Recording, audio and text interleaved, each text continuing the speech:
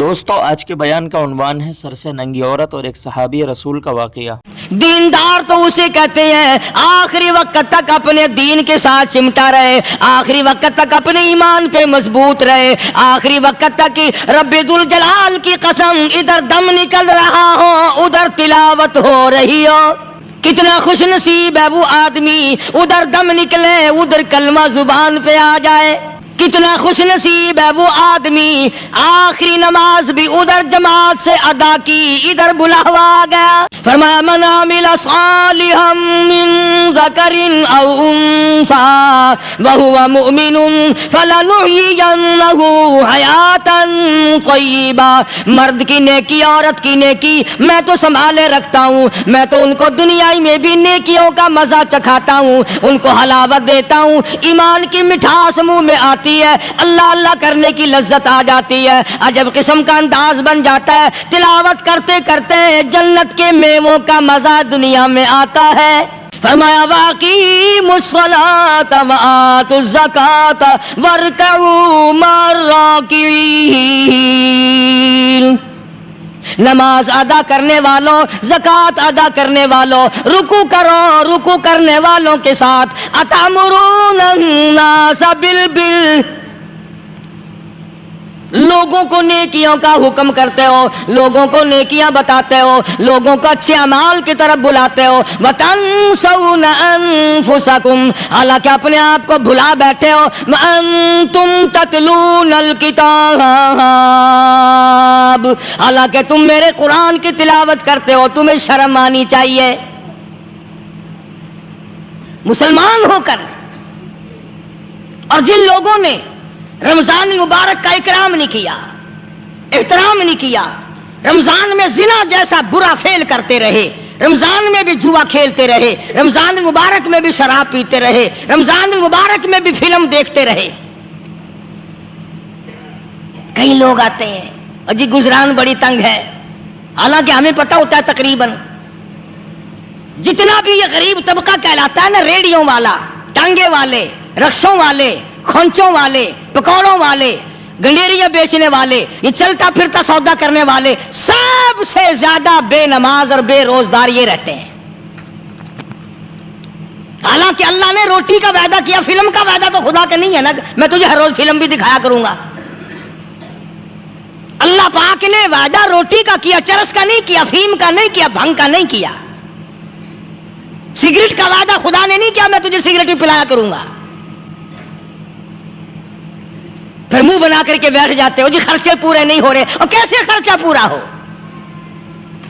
اللہ پاک روزی دیتا ہے تو ہوا میں اڑاتا ہے، بدماشیوں میں اڑاتا ہے، لوفری میں پیسے کو اڑاتا ہے۔ آج مسلمان کا ذہن تو دیکھو کہ وہ نماز کی قدر نہیں، رمضان کی قدر نہیں، قرآن کی قدر نہیں، اور پھر مرتے ہوئے کہتے ہیں یا اللہ ہم مسلمان اور ہم مر رہے ہیں۔ تو مریں گے کیسے نہیں؟ کون ساتھ دے گا جب تم کسی کے بنوئی گی نہیں، تمہارے ساتھ کون لگے گا؟ بھائی کسی کا کنٹیکٹ امریکہ سے ہے، کسی کا تعلق امریکہ سے، کسی کا تعلق روس سے، کسی کا چائنا سے، کسی کا فرانس سے، مسلمان کا خدا سے۔ جب مسلمان کا تعلق خدا سے ہٹ گیا، اب چاہے یہ اسرائیلی مارے، یہودی مارے، امریکی مارے، روسی مارے، کوئی بھی مارے، وہ تو مارے گا۔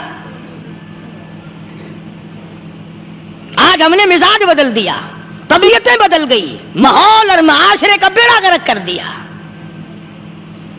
چھوکروں کی ذہنیت خراب ہو گئی، نوجوان تباہ ہو گیا۔ تم نے بچوں کو مسجد کی طرف لگایا نہیں، کالج اور سکول کے معاشرے نے، ٹیلی ویژن اور گندے ماحول نے بیڑا غرق کر دیا گھروں کا۔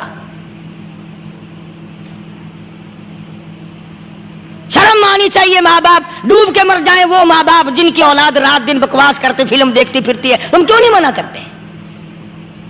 پہلے چشم پوشی سے کام لیتے ہیں، کوئی گل نہیں جی منڈا ٹھنڈا ہے، جدو منڈا پہ سوٹا سر تے ماردا پھر روندے، پھر بھی آخیا کرو نا کوئی گل نہیں، ایک سوٹا ماں دے سر وچ مار گیا منڈا ٹھنڈا ہے۔ چھوٹے چھوٹے بچوں کو مسجد کی طرف نہیں لگاتے، چلو نماز جنازہ بچے سیکھ جائیں گے، چلو قرآن کریم پڑھ جائیں گے، چلو پانچوں کلمے یاد کر جائیں گے، چلو نماز صحیح سیکھ جائیں گے، بچوں کو دین کی طرف لگانے کا ماحول نہیں رہا۔ ہوگی تو عمارت ساری غلط جائے گی.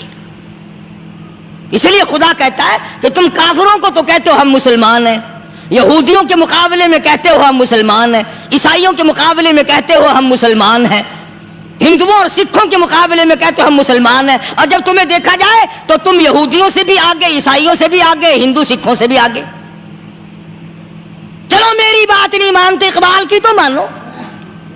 ڈاکٹر اقبال کہتا ہے یوں تو سید بھی ہو، مرزا بھی ہو، افغان ہو تم. یوں تو سید بھی ہو، مرزا بھی ہو، افغان ہو تم، مالک مصر ہو، حاکم ایران ہو تم، اور پھر اتنا تو بتاؤ کیا مسلمان بھی ہو تم؟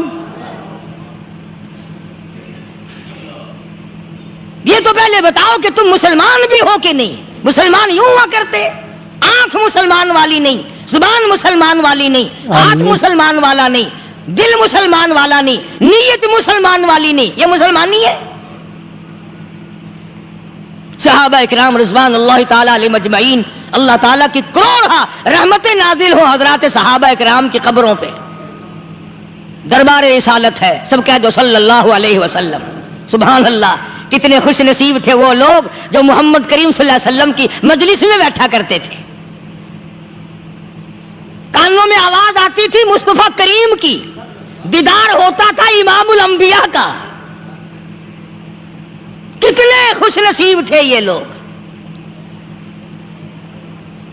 جنگ سے واپس آئے صحابہ کرام، ایک لڑکی کو پکڑ کے لائے جو لڑنے آئی تھی، کفار کے ساتھ مل کر مسلمانوں کا مقابلہ کرنے آئی. میدان جہاد میں سے صحابہ کرام پکڑ کے لائے. قیدی ہے، کافرہ عورت ہے، غیر مسلم ہے. شہنشاہ کائنات حضرت محمد الرسول اللہ صلی اللہ تعالی علیہ وسلم کے دربار میں لا کے بٹھا دیا. ننگے سر ہے، ننگے منہ ہے، ننگے ہاتھ پیر ہیں. اللہ اکبر. کبھی آپ نے سوچا نہیں کہ تو کتنے بڑے نبی کا امتی ہے، کتنے بڑے سردار کا غلام ہے. رحمت والی چادر اتار کر فرمائی او بلال یہ میری چادر لے لے، اس لڑکی کے سر پہ ڈال دے، پردہ کرا دے.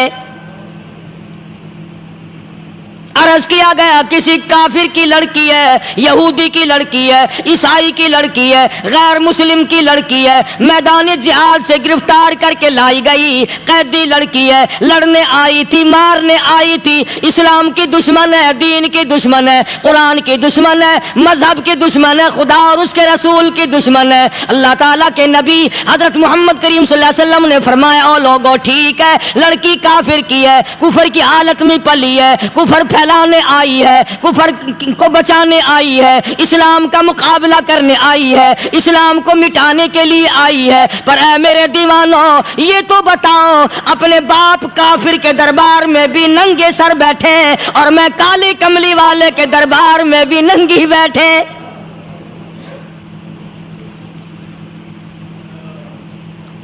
پھر اس دربار میں اور میرے دربار میں کیا فرق ہوگا؟ وہ کافر کا دربار ہے، یہ شہنشاہ کائنات کا دربار ہے، رحمت للعالمین کا دربار ہے، ساقی کوثر کا دربار ہے، شافی محشر کا دربار ہے، اللہ کے محبوب کا دربار ہے، آمنہ کے در یتیم کا دربار ہے، فاطمہ الزہرا کے ابا کا دربار ہے. اور بلال جلدی کر، میرے دربار میں کافر کی بیٹی آئے، میں اس کا بھی پردہ کروں گا.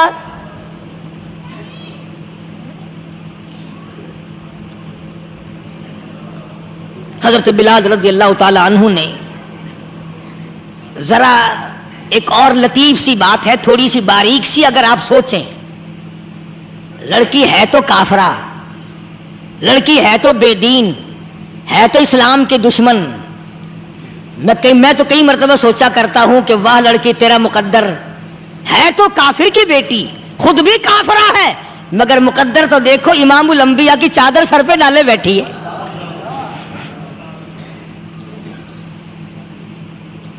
کہاں سوچیں یہ چیزیں، ہمارے دماغ یہاں تک کہاں رسائی کریں. آمین. میرا تو دل چاہتا اگر میں ہوتا اس کافر بیٹی کی پاؤں دھو کر پی لیتا. تو ایڈی مقدروں والی، تو اینی خوش نصیب، ابھی قیدی بن کر آئی، ابھی ابھی ہاتھوں میں ہتکڑی تھی اور ابھی ابھی سر پہ رحمت دو عالم کی رحمت والی چادر ہے. اور پھر آپ نے پوچھا اب تو کیا چاہتی ہے, کیا چاہتی ہے؟ اللہ اکبر. کہنے لگی میرے گھر پہنچا دو, میں اپنے گھر جانا چاہتی ہوں. دو نوجوان صحابہ کو بلایا, فرمایا کہ انسانی رشتے کا تقاضا ہے, لڑکی نے ہم سے پناہ مانگی اور اپنے گھر جانا چاہتی ہے, ہم نے اس کو معاف کر دیا, جاؤ گھر چھوڑاؤ. اب گھر پہنچانے کا مطلب یہ تو تھا نہیں کہ حسین گائی پہنچا دو, دولت گیٹ پہنچا دو, خدا جانے کتنی دور گھر ہوگا, لڑنے جو آئی تھی. یوں لکھا ہے علماء اکرام نے, ذرا توجہ کریں. اور سچی بات تو یہ ہے, اپنے دامن میں بھی ہاتھ مار کے دیکھو کہ ہم کیسے ہیں. محمد الرسول اللہ صلی اللہ علیہ وسلم کے دو جوان دیوانے ساتھ ساتھ اس کے چلتے ہیں, ایک ادھر چل رہا ہے ایک ادھر چل رہا ہے. جنگل کا راستہ ہے, رات بھی راستے میں آئی ہے.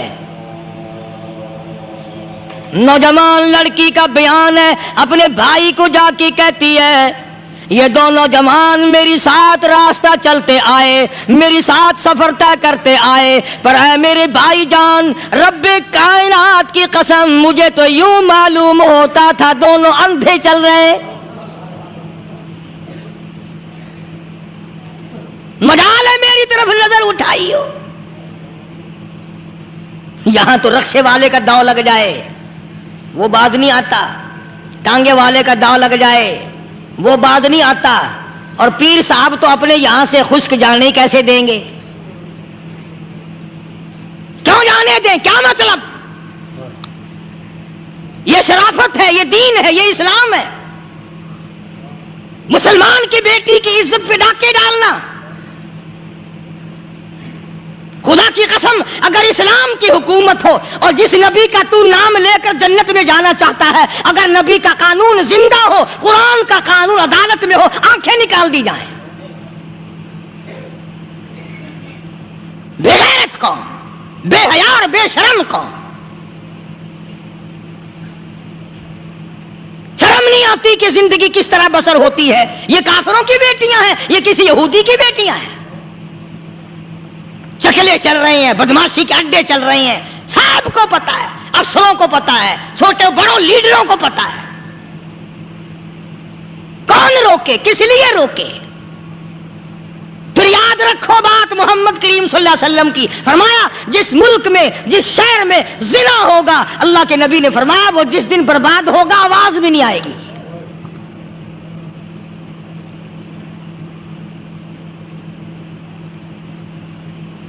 مسلمانوں کے یہاں سے ہو کر دربار نبوت سے چل کر رحمت دو عالم صلی اللہ تعالی علیہ وسلم کی چادر اوڑھ کر لڑکی اپنے گھر پہنچی. بھائی نے پوچھا بتا مسلمانوں نے تیرے ساتھ کیا برتاؤ کیا؟ مسلمان تجھے پکڑ کے لے گئے تھے, اتنی خوبصورت ہے تو, ایسی حسینہ ہے, شباب تیرا, حسن تیرا, جمال تیرا, شکل و صورت نرالی, نقش نرالے, آنکھیں تیری نرالی, چہرہ تیرا نرالا, لب تیرے نرالے, قد و قامت تیری نرالی, حسن تیرا شان والا, جوانی شباب ہے, بتا مسلمانوں نے تیری ساتھ کیا گزری؟ رونے لگی اور کہنے لگی تو میرا ماں جایا بھائی ہے, پر میں کیا بتاؤں, زمین و آسمان کے مالک کی قسم, سمندروں کے پیدا کرنے والے کی قسم, درختوں کے پتے پیدا کرنے والے کی قسم, ان پہاڑوں اور زمین کے ذرات کو پیدا کرنے والے کی قسم, جو میری عزت کی حفاظت محمد کے غلاموں نے کی ہے, وہ تو ماں جایا بھائی بھی نہیں کر سکتا.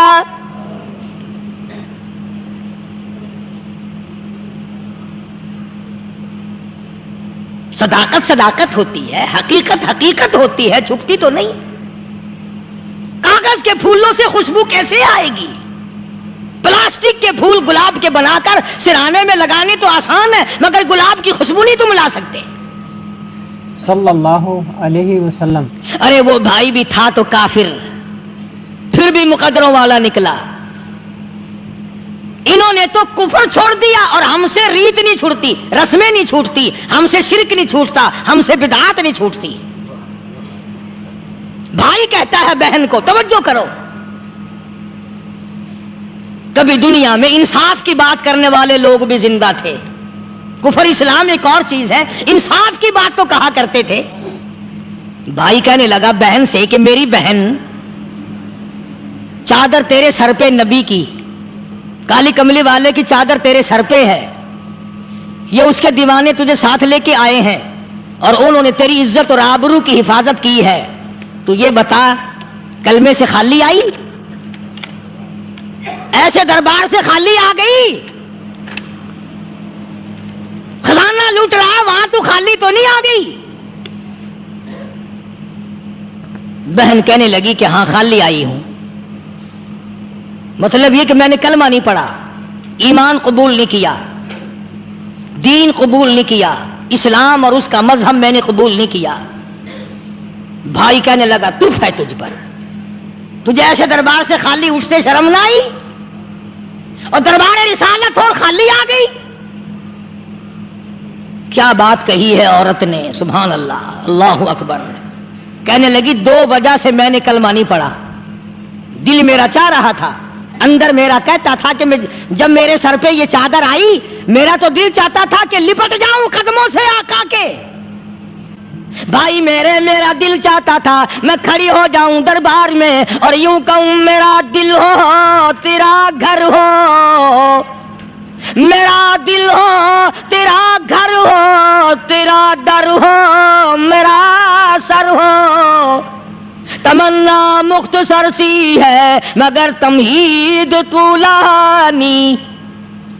میں نے کلمہ 2 وجہ سے نہیں پڑھا.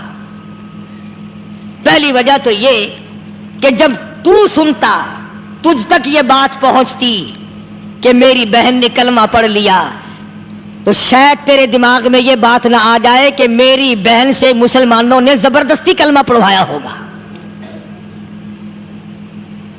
اس لیے میں نے نہیں پڑھا.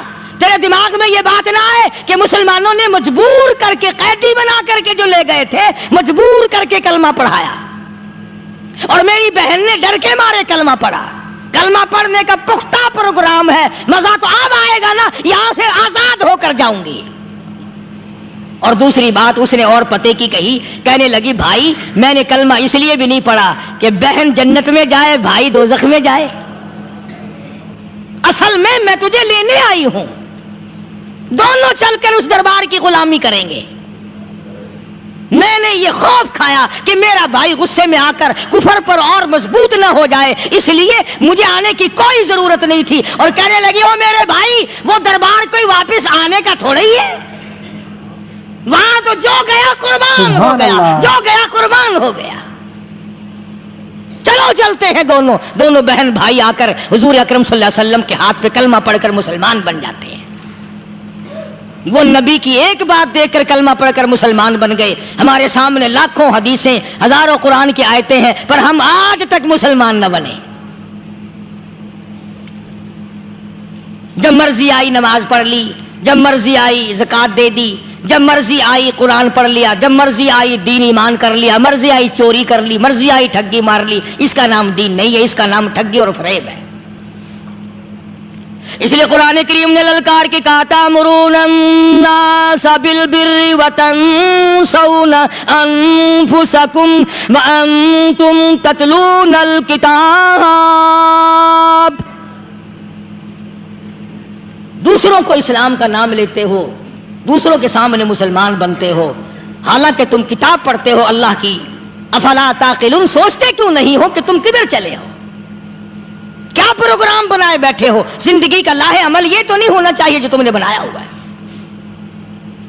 اور آگے فرمایا تأمرون الناس بالبر وتنسون انفسکم وانتم تتلون الکتاب افلا تعقلون واستعینوا بالصبر والصلاة.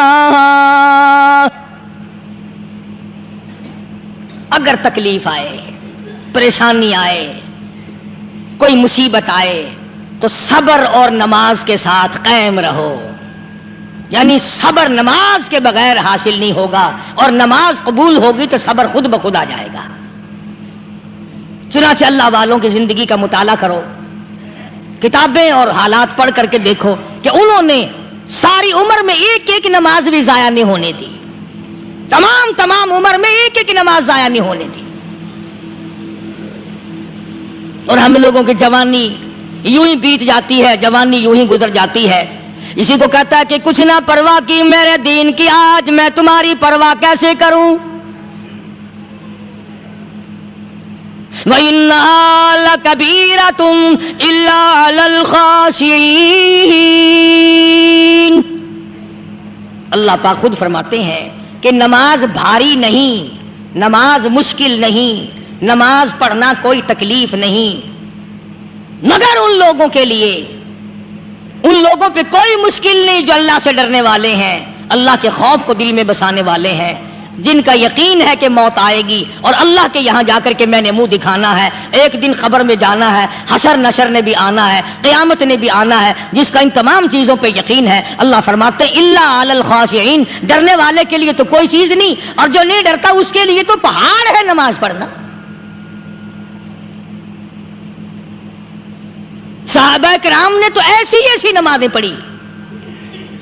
صحابی ہے مدنی کریم صلی اللہ علیہ وسلم کا، اپنے باغ میں نماز پڑھ رہا ہے، گنجان باغ ہے کھجوروں کا، کھجوروں کا باغ پکا کھڑا ہے، صحابی نماز پڑھ رہا ہے. ایک پرندہ کبھی ادھر سے آتا ہے کبھی ادھر جاتا ہے، گنجان باغ ہے، وہ نکلنا چاہتا ہے، پرندے کو راستہ نہیں ملتا. تو دوران نماز صحابی کی نظر پرندے پہ لگ گئی. دوران نماز صحابی کی نظر، وہ پھڑک پھڑک جو کرتا تھا نا کبھی ادھر، صحابی کی نظر پرندے پہ لگ گئی، نماز میں بھول گیا.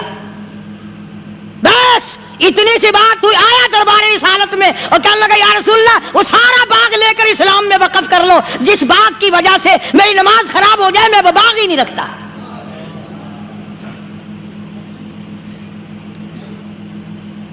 ہمارے یہاں بھی کوئی عظمت ہے نماز کی؟ کون پرواہ کرے؟ ان لوگوں کے یہاں تمام کا تمام نظام دین کا اپنا بنایا ہوا نہیں، جو دربار رسالت صلی اللہ علیہ وسلم سے نظام ملا نماز کا، انہوں نے صحیح معنوں میں وہ قائم کیا. کیسی مشکل میں ہوئے، کہیں بھی ہوئے، جس حالت میں بھی ہوئے، نماز پڑھنی ہے، ادا کرنی ہے. چنانچہ ان کی نمازوں میں اتنی برکت تھی.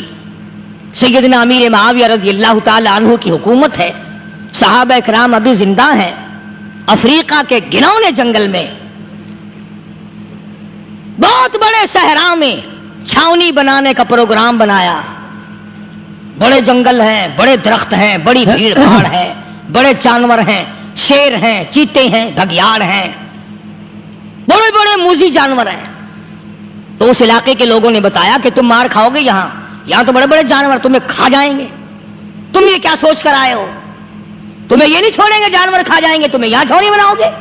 صحابہ کہنے لگے نہیں، ہمارے پاس ہتھیار ہے. کمانڈر کہنے لگا، ایک صحابی تھا حضور اکرم صلی اللہ علیہ وسلم کے زمانے کا دیدار کرنے والا، بڑا دیوانہ پروانہ. کمانڈر نے اسے حکم دیا تو 2 وضو کر، 2 رکعت نماز ادا کر، اور 2 رکعت نماز ادا کرنے کے بعد درخت پہ چڑھ جا، اور درخت پہ چڑھ کر یہ آواز لگا، او جنگل کے ہاتھیوں، او جنگل کے بھگیاڑوں، او جنگل کے شیروں، او جنگل کے موذی جانوروں، او ناگ وٹھوؤں، او سانپ بیچھوؤں، او فلاں جانوروں، او فلاں جانوروں، ہم غلام ہیں محمد عربی صلی اللہ تعالی علیہ وسلم کے، اور میں تمہیں حکم دیتا ہوں 24 گھنٹے کی اجازت ہے، 24 گھنٹے کے اندر تمام جنگل خالی مانگتا ہوں. امام الانبیاء محبوب کبریا حضرت محمد مصطفیٰ صلی اللہ تعالی علیہ وسلم نے فرمایا، لو کان بعدی نبی لکان عمر، او کما قال النبی صلی اللہ تعالی علیہ وسلم. او لوگو، اگر میرے بعد کوئی نبی آنا ہوتا، اللہ کو کوئی پیغمبر اور بھیجنا ہوتا، تو میرے بعد فاروق اعظم رضی اللہ تعالی عنہ نبی بن کر آتے.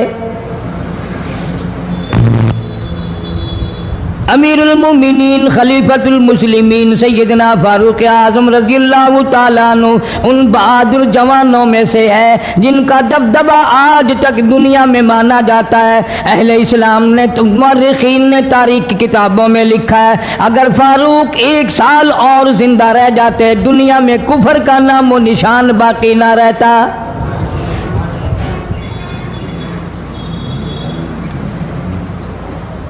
جناب فاروق اعظم رضی اللہ تعالیٰ عنہ بہت بڑا عظیم انسان ہے، بہت بڑا آدمی ہے، بہت بڑی ہستی کا مالک ہے۔ جناب مدنی کریم صلی اللہ تعالیٰ علیہ وسلم کی دعا کا ثمر بن کر آیا، دعا کا نتیجہ بن کر آیا۔ ابراہیم علیہ السلام نے بیت اللہ کی تعمیر کرتے وقت دعا مانگی، بیت اللہ بناتے وقت دعا مانگی، امام الانبیاء صلی اللہ علیہ وسلم کو مانگا، گویا خلیل اللہ نے حبیب اللہ کو مانگا۔ خلیل کی دعا کا ثمر، خلیل کی دعا کا جواب، خلیل کی دعا کا نتیجہ کم سے کم 4000 سال بعد آیا۔ کالی کملی والے صلی اللہ علیہ وسلم نے جو فاروق اعظم کے لیے جھولی پھیلائی، ادھر جھولی پھیلائی، ادھر فاروق اعظم سامنے کھڑے تھے۔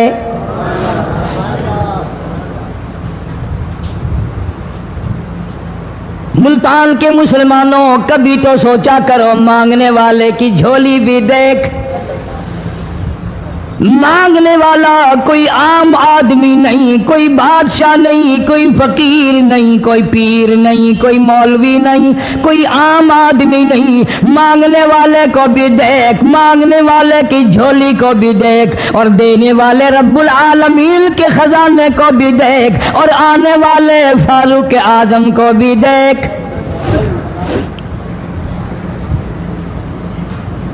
کس شان سے مانگا، رو رو کے مانگا، آہو جاری کر کے مانگا۔ مسلمان بڑے پریشان ہیں۔ سرزمین عرب میں، مکے کی سرزمین پہ مسلمانوں کی تعداد بڑی مختصر ہے۔ مورخین نے لکھا ہے فاروق اعظم رضی اللہ تعالیٰ عنہ کی تشریف لانے والے دن تک مسلمانوں کی تعداد صرف 14 تھی۔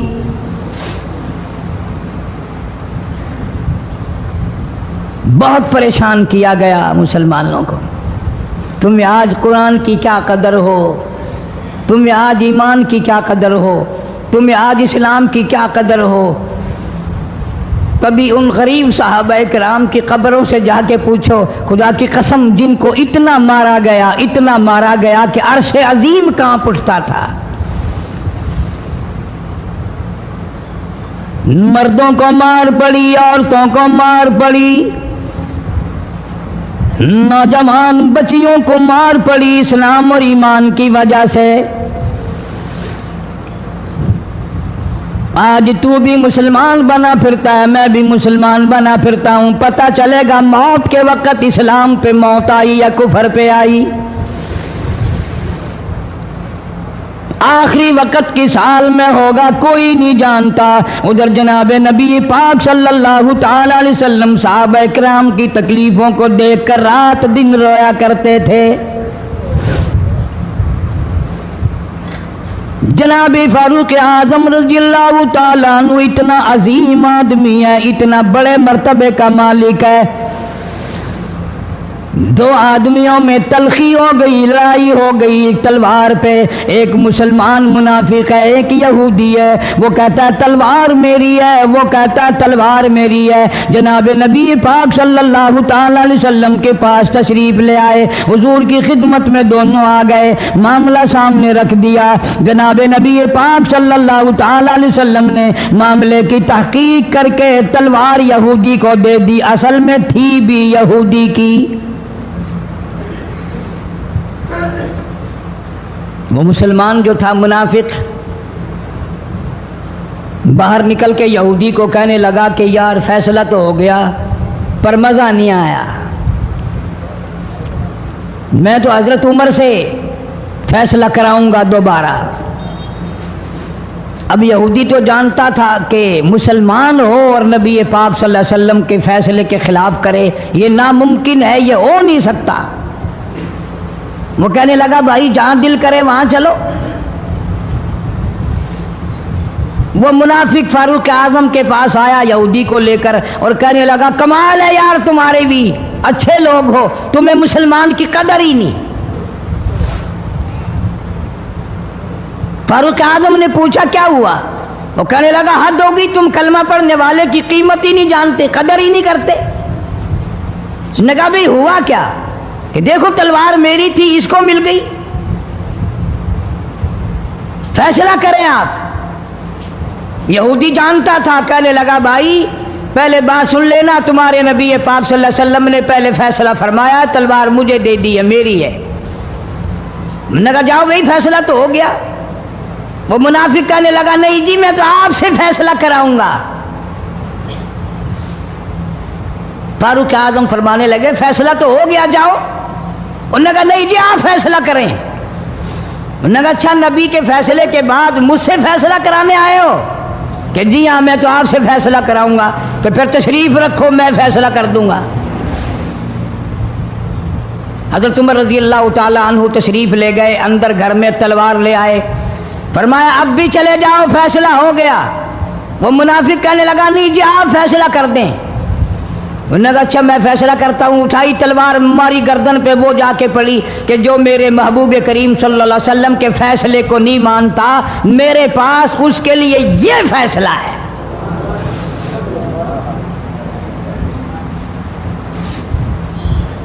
اب وہ منافق تو مر گیا. اب مدینے میں اور منافق بھی جتنے تھے شور مچ گیا, ہائے ہائے ابدال مار دیا, ہائے ہائے غوث مار دیا, بڑا نیک تھا, بڑا تہجد گزار تھا, بڑے سجدے کرنے والا تھا, بڑا یوں تھا اور بڑا یوں تھا, شور مچ گیا.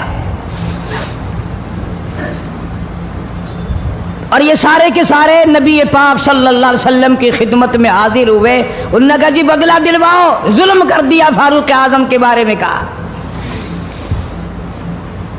آپ صلی اللہ علیہ وسلم نے معاملے کی تحقیق فرمائی تو آپ نے فاروق اعظم رضی اللہ تعالیٰ عنہ کو بلوایا اور فرمایا معاملہ کیا ہے؟ تو فاروق اعظم نے فرما دیا جی آپ کے فیصلے کے بعد یہ میرے پاس فیصلہ کرانے جو آئے, اس کے لیے میرے پاس, جو تیرا فیصلہ نہ مانے میرے پاس اس کے لیے یہی فیصلہ ہے,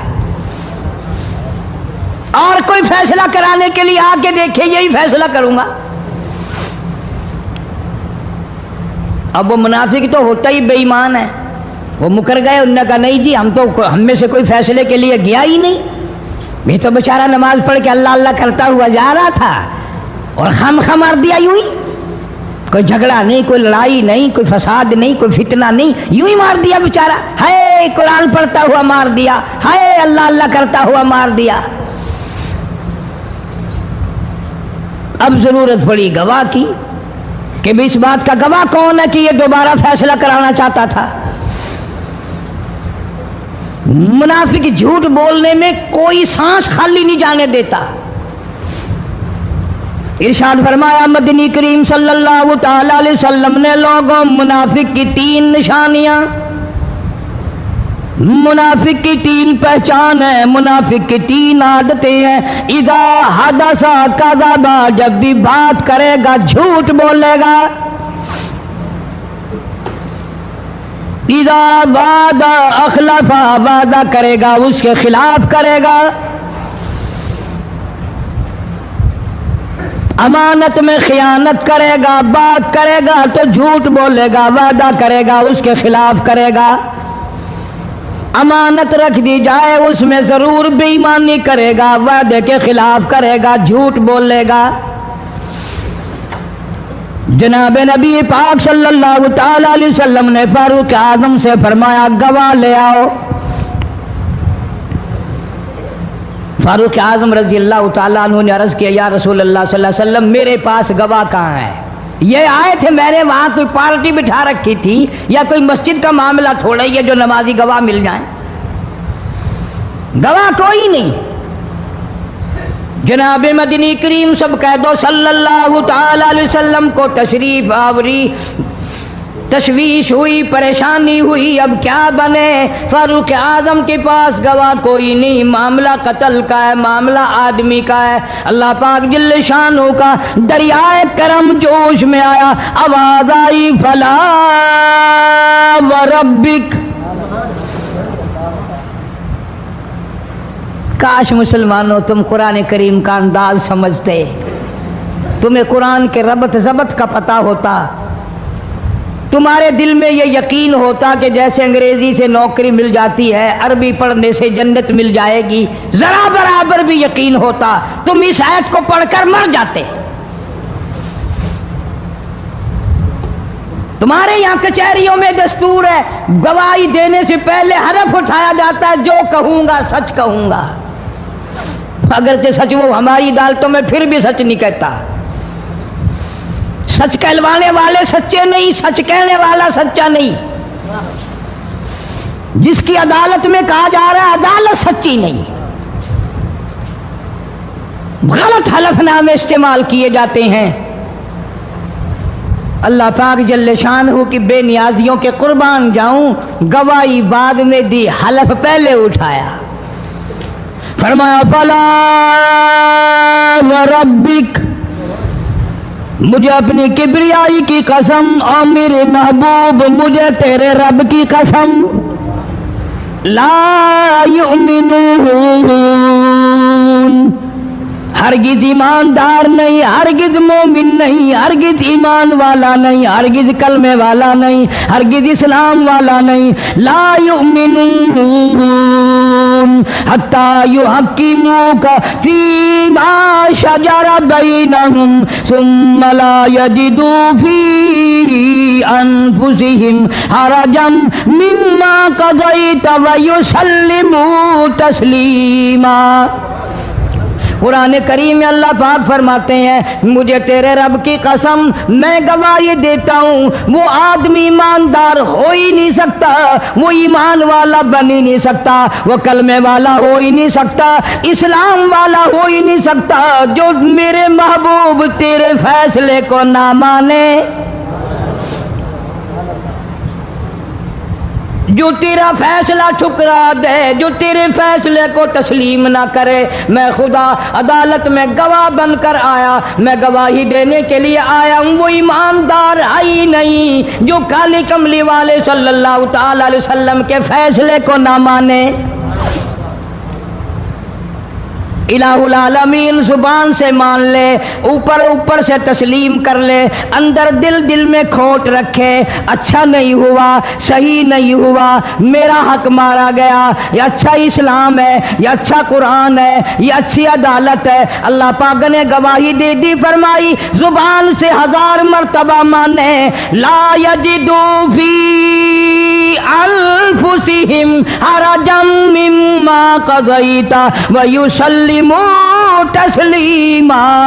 میرے محبوب کریم صلی اللہ علیہ وسلم تیرے رب کی قسم، جس کے دل میں تیرے فیصلے کی بات ذرہ برابر بھی شک رہے وہ ایماندار ہو ہی نہیں سکتا۔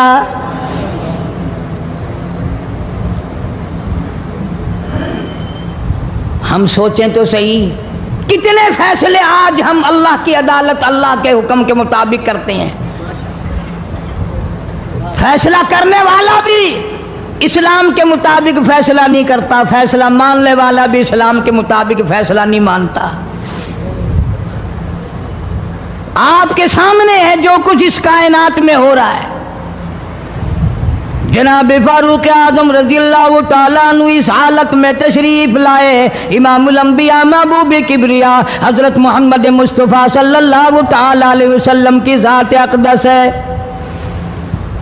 دار ارقم میں نماز کے لیے وضو فرما رہے ہیں، نماز کی تیاری فرما رہے ہیں۔ فاروق اعظم ایمان لانے کے لیے تشریف لائے، حاضر خدمت ہوئے، کلمہ پڑھ کر مسلمان ہو گئے، اور آپ نماز پڑھنے کے لیے کھڑے ہونے لگے۔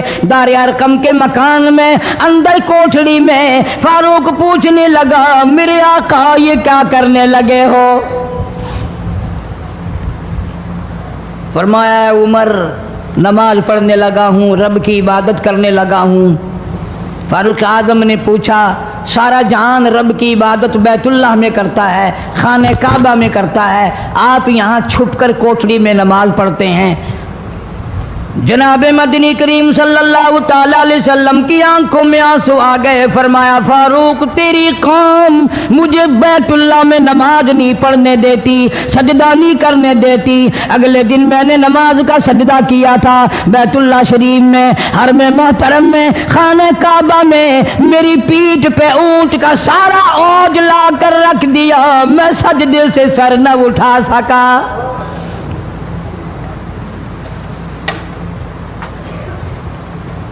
جناب صدیق اکبر رضی اللہ تعالیٰ عنہ فرماتے ہیں جناب محمد عربی صلی اللہ تعالیٰ علیہ وسلم نے حرم محترم میں بیت اللہ شریف میں کھڑے ہو کر قرآن مجید کی 2-4 آیتوں کی تلاوت فرمائی، سارا مکہ مارنے لگا۔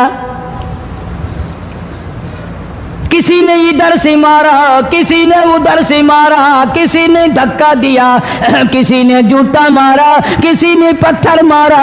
صدیق اکبر پہنچائے اور آپ نے آواز بھی لگا دی، اتقتلون رجلا، تم اس آدمی کو قتل کیوں کرتے ہو جو اتنی بات کہتا آئی یقول ربی اللہ،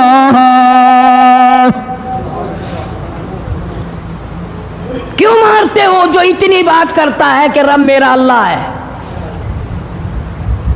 اس جرم میں مارتے ہو۔ صدیق اکبر رضی اللہ تعالیٰ عنہ فرماتے ہیں میرے منع کرتے کرتے بچاتے بچاتے ہٹاتے ہٹاتے ایک ظالم آگے بڑھا اور اس نے مدنی کریم صلی اللہ تعالیٰ علیہ وسلم کے گلے میں کپڑا ڈال کر اتنے بل چڑھائے۔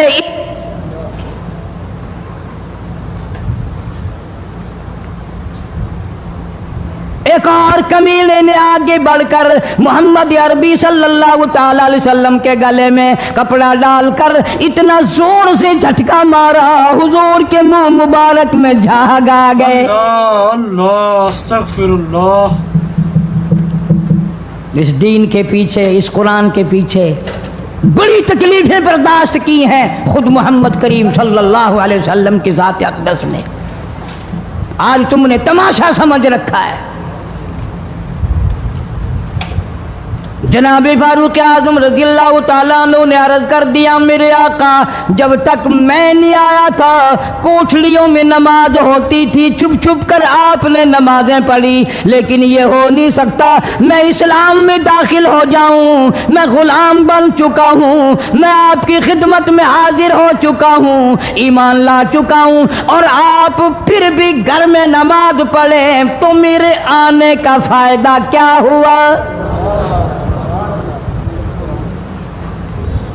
بیت اللہ میں چلیں، خانہ کعبہ میں چلیں، آپ وہاں چل کر نماز ادا فرمائیں۔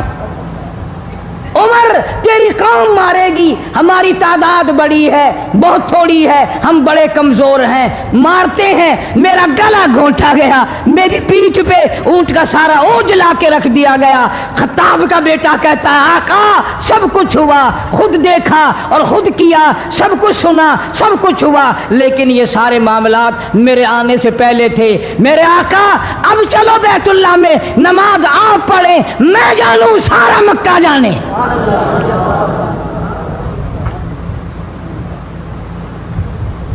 سارا عرب جانے، میں جانوں۔ آپ بے پرواہ ہو کر اپنے رب کی عبادت کریں، بیت اللہ میں چلیں، میرے ذمے آیا سارا مکہ۔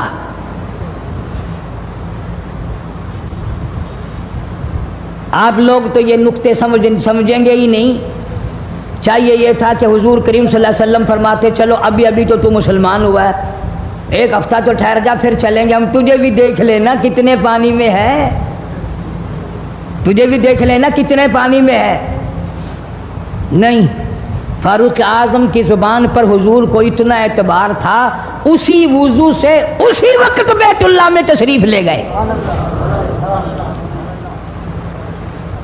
تجھے 60 سال ہو گئے کلمہ پڑھتے پڑھتے، تیرے کلمے کا کچھ نہ بنا، تیرے دین کا کچھ نہ بنا، تیرے ایمان کا کچھ نہ بنا، तेरी चिट्टी दाढ़ी होगी पढ़ते पढ़ते, ना मालूम मरते वक्त कुफर पे मरेगा या कलमे पे मरेगा। लेकिन फारूक को कलमा पढ़े हुए 2 मिनट नहीं हुए, काली कमली वाले को उसके कलमे पे कितना बड़ा यकीन है, फौरन बैतुल्लाह में तशरीफ ले गए।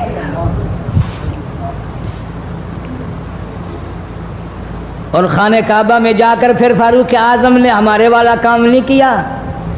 ओ जी आज पहला दिन है ना, जरा जल्दी से पढ़ लो, मैं दरवाजे पे खड़ा होकर देख रहा हूं कोई मक्के वाला आ ना निकले, हाँ खामखा झगड़ा ना हो जाए, झगड़ा अच्छी चीज नहीं ना जी, आप जल्दी से जरा फारिग हो जाए।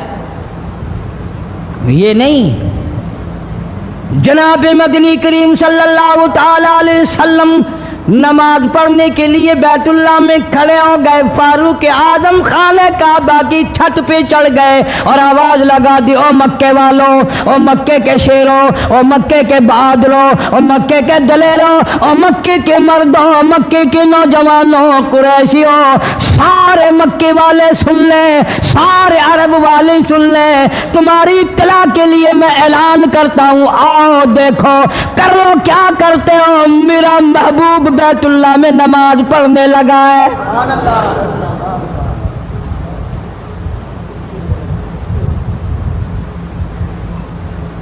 सिर्फ यही नहीं, आवाज लगा दी, मक्के वालों, जिसने अपनी बीवी को बेवा बनाना हो सामने आ जाए, जिसने अपने बच्चों को यतीम कराना हो सामने आ जाए, जिसने अपने घर को उजाड़ना हो फारूक के सामने आ जाए।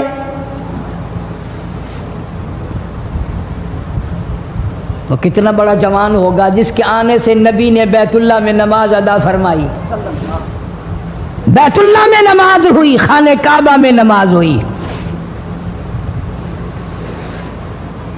कितना बड़ा मुनसिफ, कितने बड़े अदल का मालिक। बैतुल मुकद्दस को फतह करने के लिए लड़ाई नहीं करनी पड़ी, इंसाफ काम आ गया, आगे बढ़कर चाबियां हवाले कर दी भाइयों ने।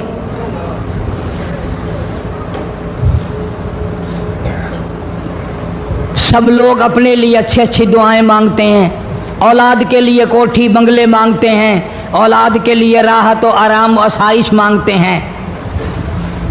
आप ना जाने क्या क्या मांगते होंगे, मैं ना जाने अपने लिए, अपनी औलाद के लिए क्या क्या मांगता हूँगा, लेकिन फारूक की दुआ तो देखो, कहता अल्लाहुम्मा रज़ुक़ना शहादतन फी सबीलिक। मौला तेरी हुजूर में मेरी इल्तजा है, मेरी दुआ है, मेरी मुनाजात है, मैं तेरी हुजूर में दुआ मांगता हूँ। मौला मुझे बिस्तर की मौत से बचा, मैं अपने घर की मौत से पनाह मांगता हूँ, तेरी राह में तेरे नाम पे कुर्बानी दिया चाहता हूँ। शहादत यूं ही नहीं मिला करती, इसके लिए तो बड़ी तगो-दौ करनी पड़ती है, इसके लिए बड़ी जुस्तजू करनी पड़ती है, इसके लिए बड़े दामन फैलाने पड़ते हैं, इसके लिए बड़ी दौड़ धूप करनी पड़ती है। यूं ही तो अल्लाह पाक ने ऐलान नहीं कर दिया, फरमाया वला तक़ूलू लिमन युक़तलु फी सबीलिल्लाह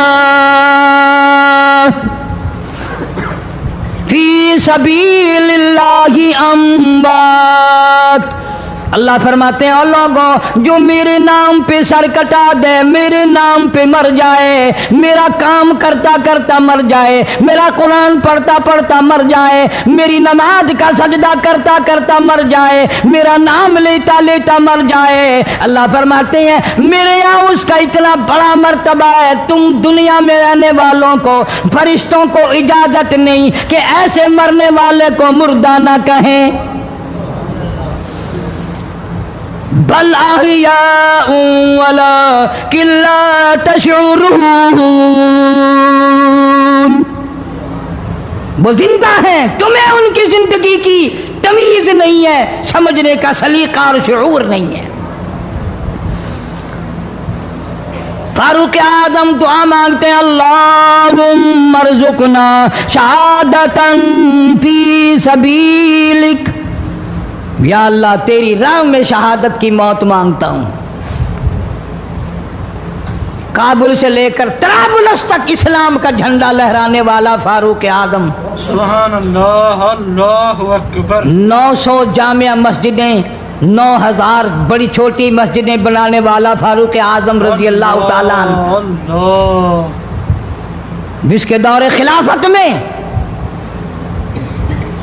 اسلام کو اتنی ترقی ملی، اسلام کو اتنا عروج ملا، اور وہ بات پوری کر کے دکھائی جو کالی کملی والے صلی اللہ علیہ وسلم نے دعا مانگی تھی کہ فاروق کو اگر ایمان مل جائے تو تیرے اسلام کو شان مل جائے گی، شوکت مل جائے گی، عظمت مل جائے گی،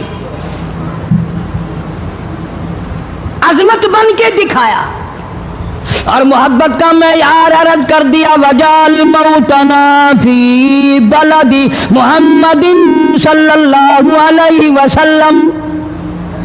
مولا او میرے پروردگار، مدینے کی موت عطا فرما، یار کے شہر کی موت عطا فرما۔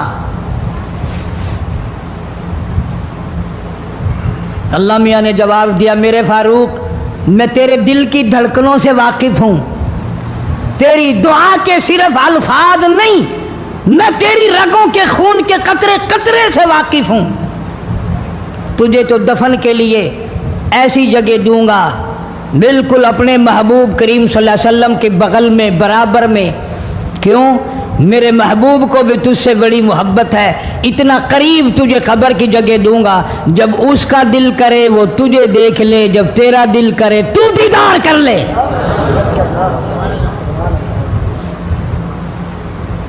تجھے تو اتنا قریب جگہ دوں گا، تو مدینہ مانگتا ہے۔ اور فرمایا فاروق تجھے ایسی موت دوں گا،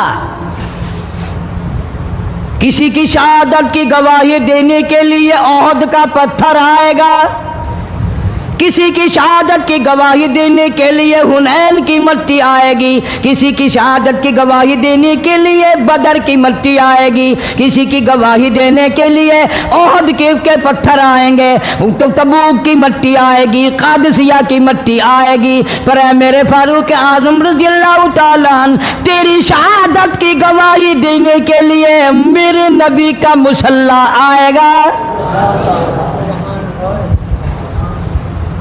تیری شہادت کی گواہی دینے کے لیے فجر کی نماز آئے گی۔ جب میرا قہر جوش میں آئے گا، پھر ایک دو کو نہیں، پھر بستی کی بستی، ملک کے ملک اجاڑ کے رکھ دوں گا۔ افلم یہد لہم کم اہلکنا قبلہم من القرون،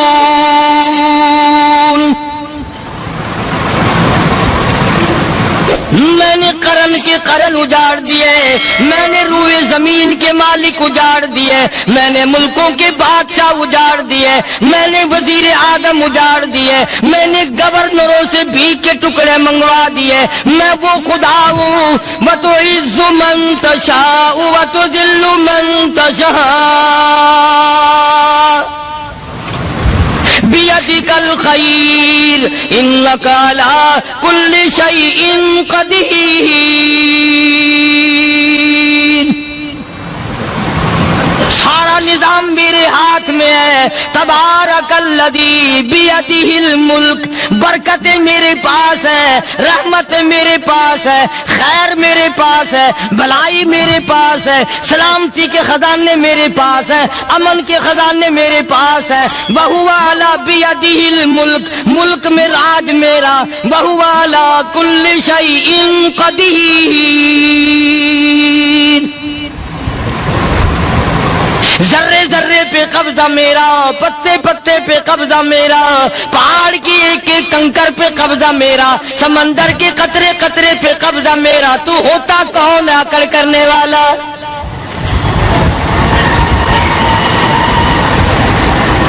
غور نہیں کرتے، سوچتے نہیں ہیں کہ کلام الہی ہمیں کیا بتانا چاہتا ہے۔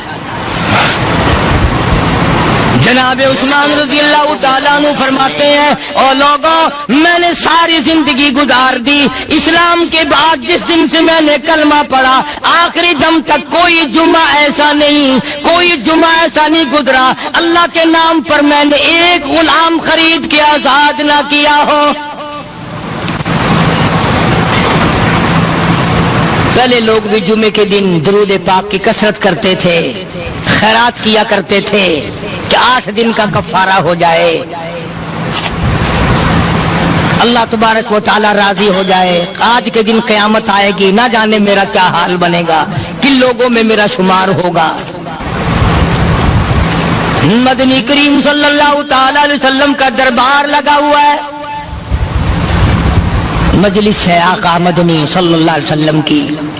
وہ کتنے مقدروں والے جوان تھے جو اپنے محبوب صلی اللہ علیہ وسلم کی مجلس میں بیٹھتے تھے، وہ کتنے خوش بخت اور خوش نصیبے والے لوگ تھے جو اپنے آقا کے سامنے بیٹھتے تھے۔ حضور کریم صلی اللہ علیہ وسلم نے فرمایا مجھے 3 چیزوں سے بڑی محبت ہے، 3 چیزیں بڑی پیاری لگتی ہیں، 3 چیزیں دنیا میں بڑی مرغوب ہیں مجھے۔ فرمایا ایک نماز میری آنکھوں کی ٹھنڈک ہے۔ سرکار کی پسندیدہ بات سنو، فرمایا نماز میری آنکھوں کی ٹھنڈک ہے، جو نماز پڑھتا ہے وہ میری آنکھوں کو ٹھنڈا کرتا ہے، جو نماز نہیں پڑھتا کیا مطلب، وہ مجھے رنج دیتا ہے۔ اور جامع ترمذی میں ایک حدیث موجود ہے، ارشاد ہے حضور کریم سب کہہ دو صلی اللہ علیہ وسلم کا، فرمایا کہ ہر پیر کے دن، ہر جمعرات کے دن ہر امتی کا نامہ اعمال میرے سامنے پیش کیا جاتا ہے، ہر امتی کا اعمال نامہ سرکار کے سامنے کر دیا جاتا ہے، تیرے فلاں امتی کا یہ عمل ہے۔ ذرا مسجد میں بیٹھے ہو، قبلے کی طرف منہ کیے بیٹھے ہو، لوگوں سوچو تو صحیح ہمارے اعمال نامے دیکھ کر آقا کو کتنا رنج ہوتا ہوگا، ہمارے کردار دیکھ کر، ہماری روسیائی کو دیکھ کر آقا کو کتنا رنج پہنچتا ہوگا صلی اللہ علیہ وسلم۔ ارے ہم نے حضور کی ذات اقدس کو رنج پہنچایا، پریشانی پہنچائی، تکلیف پہنچائی، پرواہ نہیں کرتے نمازوں کی، نوجوان بھی بوڑھے بھی حج کر کے بھی نماز پڑھتے لوگ، اور اب تو ویسے بھی دانا بینا لوگ ہیں۔ تو آپ نے ارشاد فرمایا کہ میری آنکھوں کی ٹھنڈک نماز میں ہے، 3 چیزیں مجھے پیاری ہیں پوری دنیا میں، 3 چیزیں پسندیدہ ہیں میری۔ سب سے پہلی فرمایا نماز میری آنکھوں کی ٹھنڈک ہے، قرۃ عینی فی الصلاۃ او کما قال النبی صلی اللہ علیہ وسلم۔ فرمایا جس آدمی، جس امتی کا یہ دل کرے کہ میں نبی کی آنکھ ٹھنڈی ہو، اسے چاہیے کہ نماز پابندی سے پڑھے۔ دوسرا فرمایا وفادار عورت مجھے بڑی پسند ہے، حضور کریم صلی اللہ علیہ وسلم نے فرمایا وفادار عورت، ہائے ہائے ہماری ماؤں سے زیادہ وفادار کون ہوں گی۔ جناب عائشہ صدیقہ رضی اللہ تعالیٰ عنہ فرماتی ہیں کالی کملی والے کے گھر میں 3 مہینے چولہے میں آگ نہیں جلتی تھی۔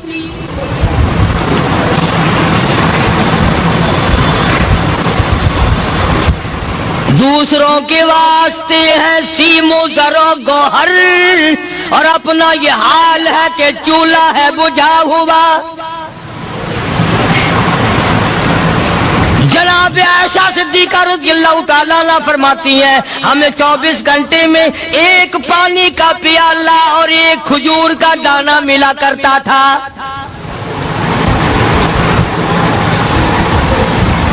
کبھی اپنی ماہوں کی خوراک تو دیکھو، خرچہ تو دیکھو، اور اگلی بات سنو تو حیران ہو جاؤ۔ جناب عائشہ صدیقہ رضی اللہ تعالیٰ عنہ فرماتی ہیں اس پیالے اور کھجور کی قدر بھی تب ہوئی جب وہ بھی نہ ملی۔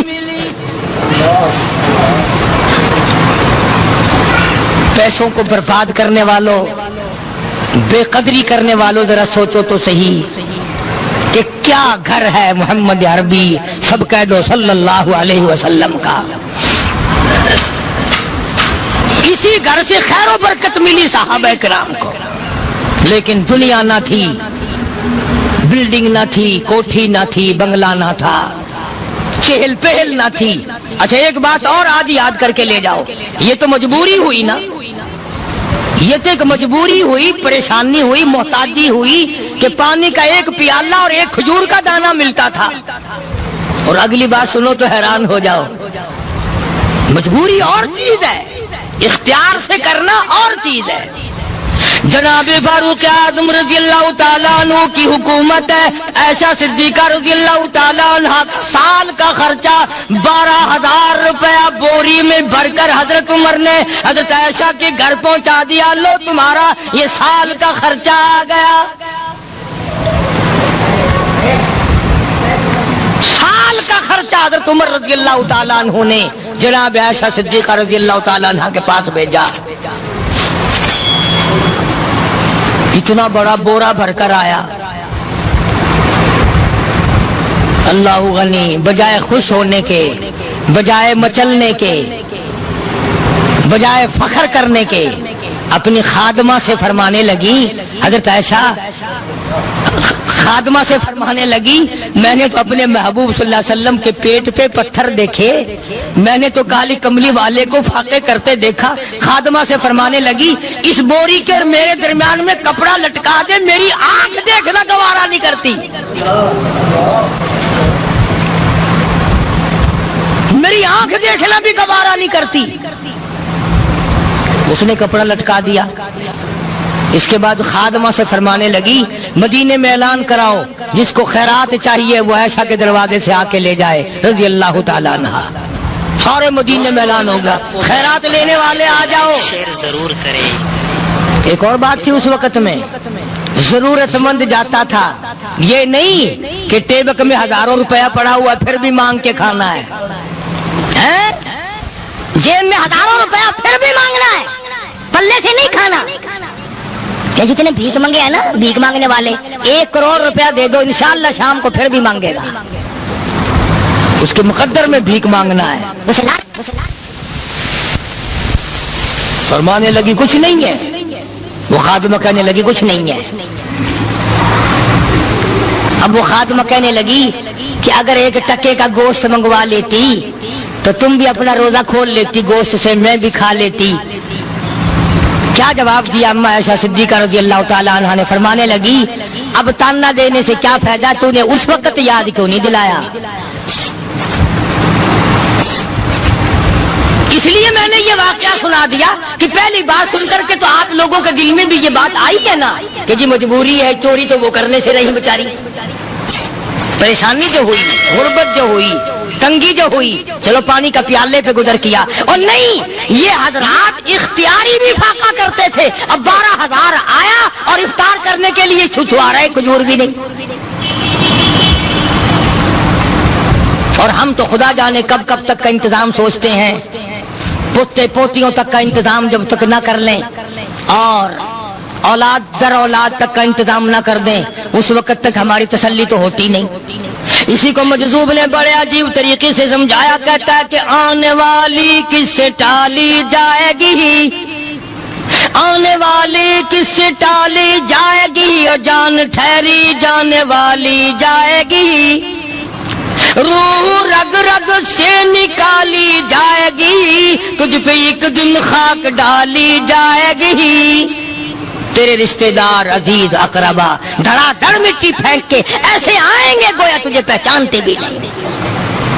بڑی بڑی عجیب باتیں کہی مجذوب علیہ رحمت نے. اللہ کی رحمت نازل ہو اس کی قبر مبارک پہ آمین کہو. کہتا ہے سب کی سب ہیں راہ روے کوئے فنا، سب چل رہے ہیں فنا کی طرف.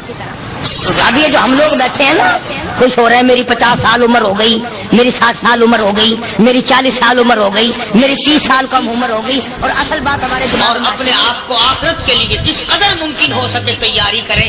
آج کل بڑی رات ہے، سویرے اٹھو، کم سے کم صبح و شام ہر آدمی 1 تسبیح درود شریف کی، 1 تسبیح استغفار کی اور 1 تسبیح تیسرے کلمے کی، یہ تو کم سے کم ہو ہی جائے. بکواس کرتے سو جاتے ہیں، بکواس کرتے اٹھ جاتے ہیں، بھلا ہے کوئی زندگی کا معاملہ؟ اللہ سے معافی مانگتا سو جا اور معافی مانگتا اٹھ جا. خدا کی قسم اللہ کا دریائے کرم جوش میں آئے. تو یہ ساری چیزیں میں نے لیے عرض کی تو وقت پورا کرنے والا حساب نہیں کہ نہ جانے کس کو توبہ کی توفیق ہو جائے. کم سے کم ان 3 تسبیحوں کو ہر مرد عورت لازمی پکڑ لے. 1 تسبیح درود شریف کی، 1 تسبیح سبحان اللہ والحمدللہ ولا الہ الا اللہ واللہ اکبر ولا حول ولا قوة الا باللہ العلی العظیم، اور ایک تسبیح استغفر اللہ الذی لا الہ الا هو الحی القیوم واتوب الیہ، یا استغفر اللہ ربی من کل ذنب واتوب الیہ، اور ایک تسبیح درود شریف کی اللہم صلی علی سیدنا و مولانا محمد وعلی آل سیدنا و مولانا محمد مبارک وسلم وصلی علیہ۔ جب ایک مرتبہ درود بندہ پڑھے گا 10 بار اللہ کی رحمت آئے گی، 10 گناہ معاف ہوں گے، 10 درجے بلند ہوں گے، 10 خطائیں معاف کر دی جائیں گی، تو کتنا بڑا اجر ہے۔ خصوصاً بوڑھوں کو چاہیے کہ وہ گپوں میں اپنا وقت خراب نہ کریں۔ خدا کی قسم قبر میں جانے کے بعد تجھے ایک سانس کی مہلت نہیں۔ پر مجھے اس بات کا افسوس ہے کہ آپ لوگ پورا مضمون سننے کی کوشش نہیں کرتے، بلکہ بعض لوگ بالکل اخیر میں سر سے، ایک ہے جمعے کی فضیلت حاصل کرنا، ایک ہے جمعہ پڑھنا، ایک ہے سیرو نہانا، اس میں بڑا فرق ہے۔ ایک ہے سر سے اتارنا اور ایک ہے اس کی فضیلت کا حاصل کرنا۔ حدیث پاک میں آتا ہے کہ جمعے کے دن فرشتے دروازے پہ کھڑے ہو کر کے حاضری لگاتے ہیں۔ ہاں، اللہ صاحب مل کی ٹیکسٹائل مل کی حاضری کا تو پتا ہے، مسجد کی حاضری کا کوئی پتا نہیں۔ اگر دیر ہو جائے تو وہ گیٹ کیپر واپسی کر سکتا ہے، اگر دیر میں آیا تو یہ فرشتہ نہیں کہتا، لانتی ہوا پیچھے سے۔ بہت مدت کی بات ہے، علامہ یوسف بن نور رحمۃ اللہ علیہ زندہ تھے، میں کراچی تھا، تو حضرت نے مجھے فرمایا کہ جمعہ ہمارے یہاں پڑھا دو اب کے۔ میری والی وہ جمعہ پڑھاتا تھا ان دنوں میں، تو میں جب گیا تو ہم ایک چھوٹے سے دروازے سے داخل ہونے لگے۔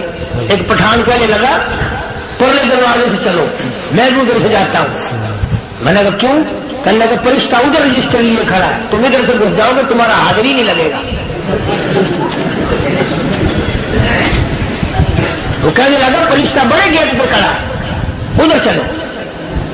تو کم سے کم اس پٹھان کا تو یہ عقیدہ ہے کہ فرشتہ کھڑا ہے، اور تمہارا خیال یہ ہے کہ جمعے کے دن نہ فرشتہ ہے نہ خدا ہے، کوئی بھی نہیں ہے۔ اس لیے سیرت النبی صلی اللہ علیہ وسلم کا عنوان شروع ہوگا، وقتی آؤ پورا مضمون سنو تاکہ لطف آئے، دل و دماغ بنے۔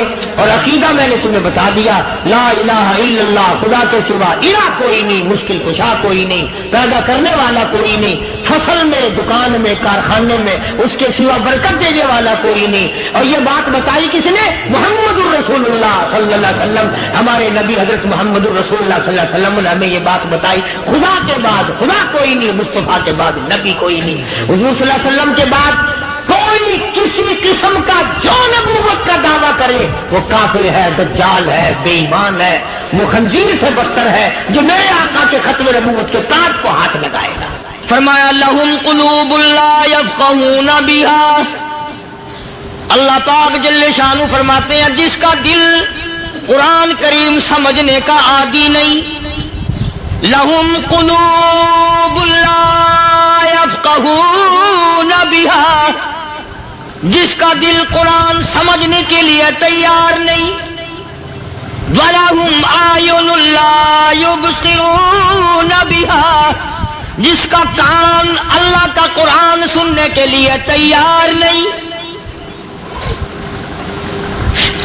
أَمْ لَهُمْ آذَانٌ لَا يَسْمَعُونَ بِهَا، ام لہم آذان یسمعون بہا، جس کا کان خدا کا قرآن سننے کو تیار نہیں۔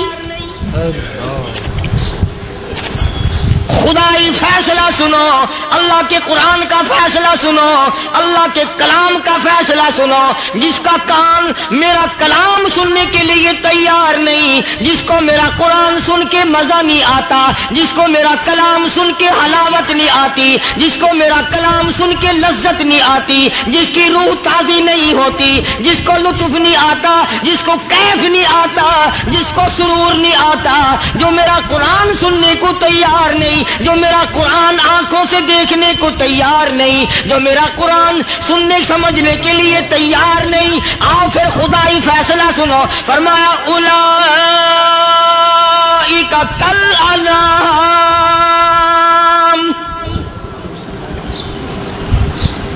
میرا فیصلہ نہیں، کسی پارٹی کا فیصلہ نہیں، کسی فرقے کا نہیں، کسی طبقے کا نہیں، کسی جماعت کا نہیں۔ فرمایا اولئک الانعام،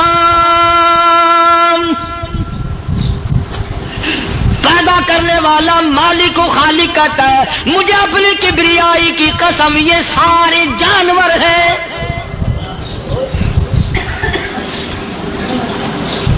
یہ سارے کے سارے جانور ہیں، یہ درندے ہیں جو ایک دوسرے کو چیر پاڑ کر کھاتے ہیں، یہ درندے ہیں جو ایک دوسرے کا خون پیتے ہیں۔ فرمایا بل ہم اضل، جانوروں سے بھی بدتر۔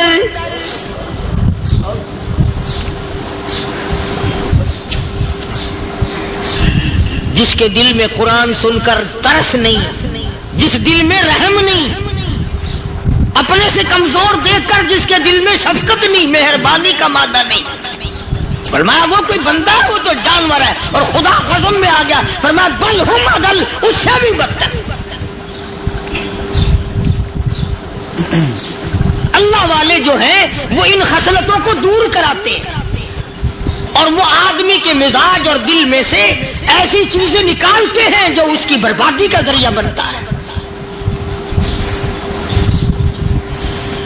دل کی بیماریوں کا کسی کو فکر نہیں، بخار ہو جائے آپ چڑھ جائے آپ کو پتہ چل جاتا ہے، نزلہ ہو جائے آپ کو پتہ چل جاتا ہے، کھانسی ہو جائے پتہ چل جاتا ہے، دل کی بیماریوں کا کیا پتہ چلے؟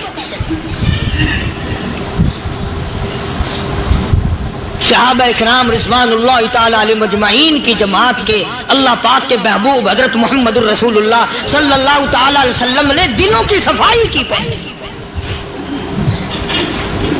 پہلے لوگ جھونپڑیوں میں کچے کوٹھوں میں رہتے تھے، نہ اتنی صفائی تھی نہ اتنی ترقی تھی۔ آج برتنوں کی صفائی دیکھو، کپڑوں کی صفائی دیکھو، مکان کی صفائی دیکھو، رات دن بس اسی دھندے میں لگے ہوئے، سارا دن برتن دھونے سے فرصت نہیں، سارا دن کپڑوں کے بناؤ اور سنوار میں فرصت نہیں۔ تو اللہ والے ایسے موقع پر بڑی عجیب بات کہتے ہیں، وہی مجذوب ہے، مجذوب علی رحمت کہتے ہیں بظاہر تو ہر شے میں بے حد صفائی، بظاہر تو ہر شے میں بے حد صفائی، مگر دل میں ہے گندگی انتہائی۔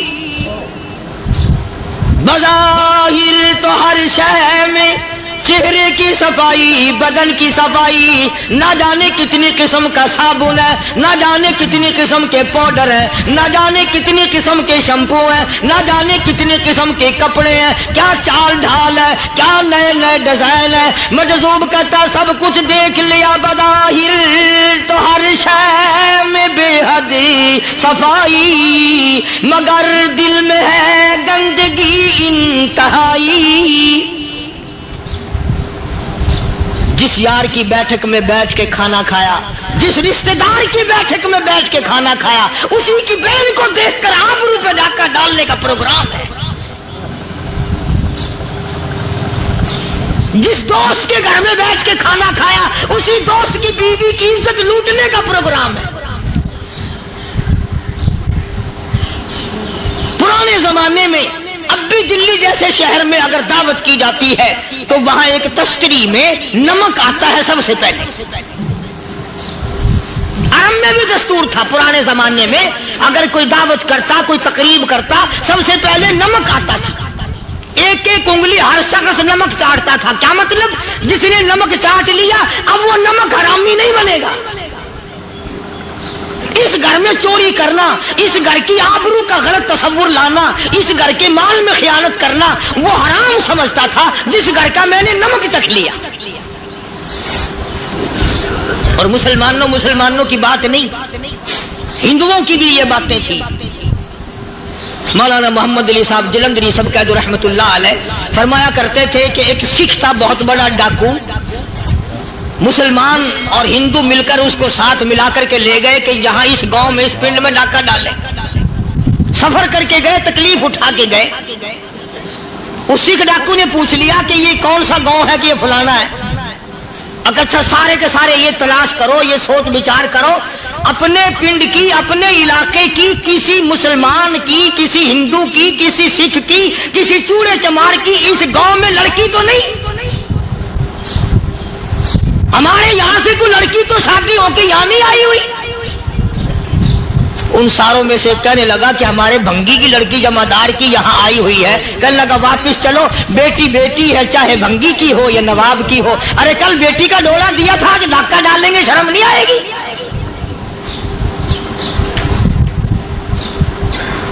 آج وہ تصور کہاں چلے گئے اور ہم سب روتے پھرتے ہیں, سکون نہیں, سکون نہیں, اطمینان نہیں. ارے اطمینان آئے گا کیسے؟ ہمارے دل بے ایمان ہے, نیتیں خراب ہے, آئے گا کہاں سے؟ صحابہ کرام رضوان اللہ تعالی علیہ مجمعین کی جماعت نے اس قدر اس بات پہ محنت کی اور کوشش کی کہ غلط لقمہ بھی پیٹ کے اندر نہ چلا جائے. چنانچہ میں علی الاعلان کہتا ہوں, 1,29,000 صحابہ کرام, کالی کملی والے کے دیوانے اور پروانے, حضور کے یار جانثار, حضور کے ساتھ فاقہ کھانے والے, فاقوں مرنے والے, پتھر کھانے والے, اپنے بچوں کے ٹکڑے ہوتے ہوئے دیکھ کر لا الہ الا اللہ محمد الرسول اللہ کی صدا بلند کرنے والے صحابہ کرام کا یہ حال تھا. پیدل سفر کر کے جاتے تھے یہودی عیسائی, شام نکل گئے, فلسطین نکل گئے, ہندوستان آ گئے, 2 سال لگ جاتے تھے. اپنی جوان بیٹیوں کو مسلمانوں کے گھروں میں چھوڑ کے آ جاتے تھے. کبھی نگاہ نبوت نے جن کو رنگ دیا تھا, کبھی کسی صحابی پہ ذرہ برابر الزام نہیں لگا. ان یہودیوں کا, ان عیسائیوں کا یہ عقیدہ تھا کہ محمد صلی اللہ علیہ وسلم کے جو غلام ہیں, ان کی نگاہ بھی پاک ہے, ان کے دل بھی پاک ہیں, ان کے ارادے بھی پاک ہیں, ان کے ہاتھ بھی پاک ہیں.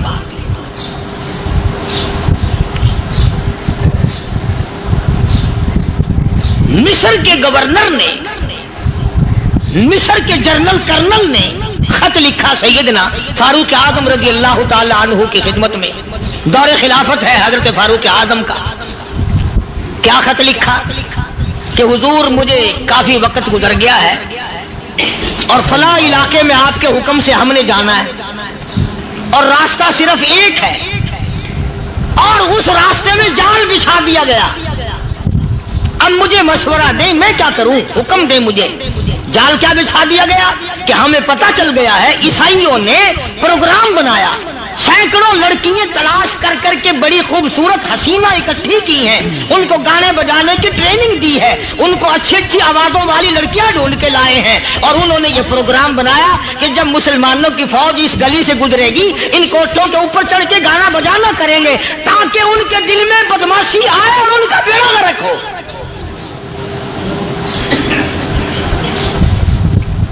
کبھی کافر کا یہ عقیدہ تھا کہ مسلمان کا دل بگڑا تو یہ گیا, اس کی نیت میں خرابی آئی اور یہ تباہ ہوا.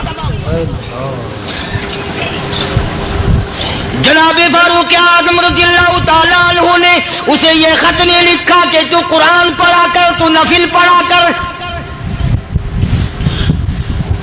امیر المومنین خلیفۃ المسلمین سیدنا فاروق اعظم رضی اللہ تعالیٰ عنہ نے اپنے جنرل کرنل کو خط لکھا کہ اس میں لمبی چوڑی فکر کی کوئی بات نہیں, اس میں کوئی پریشانی والی بات نہیں, کوئی سوچ و بچار والی بات نہیں. سارے تیری فوج میں, تیری کمان میں مسلمان ہیں, سب کو اکٹھا کر لے, ساروں کو اکٹھا کر کے قرآن کریم کے سورت نور کی 2 آیتیں سنا دے.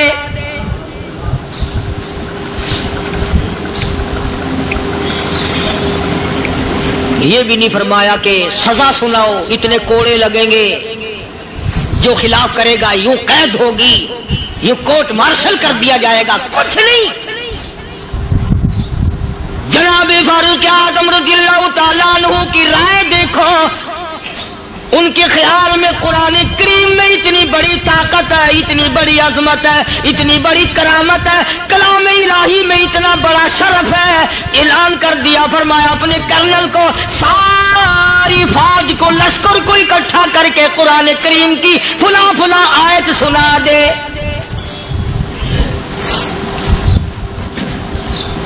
اور اس کے بعد بے دھڑک فوج کو, لشکر کو اسی راستے سے گزار کے لے جا, بے دھڑک لے جا. ہائے, کبھی قرآن کی 2 آیتوں سے کام بن جاتا تھا, اب سارے قرآن سے میرا تیرا کام نہیں بنتا. قصور قرآن کا نہیں ہے, یہ میرا تیرا ہے.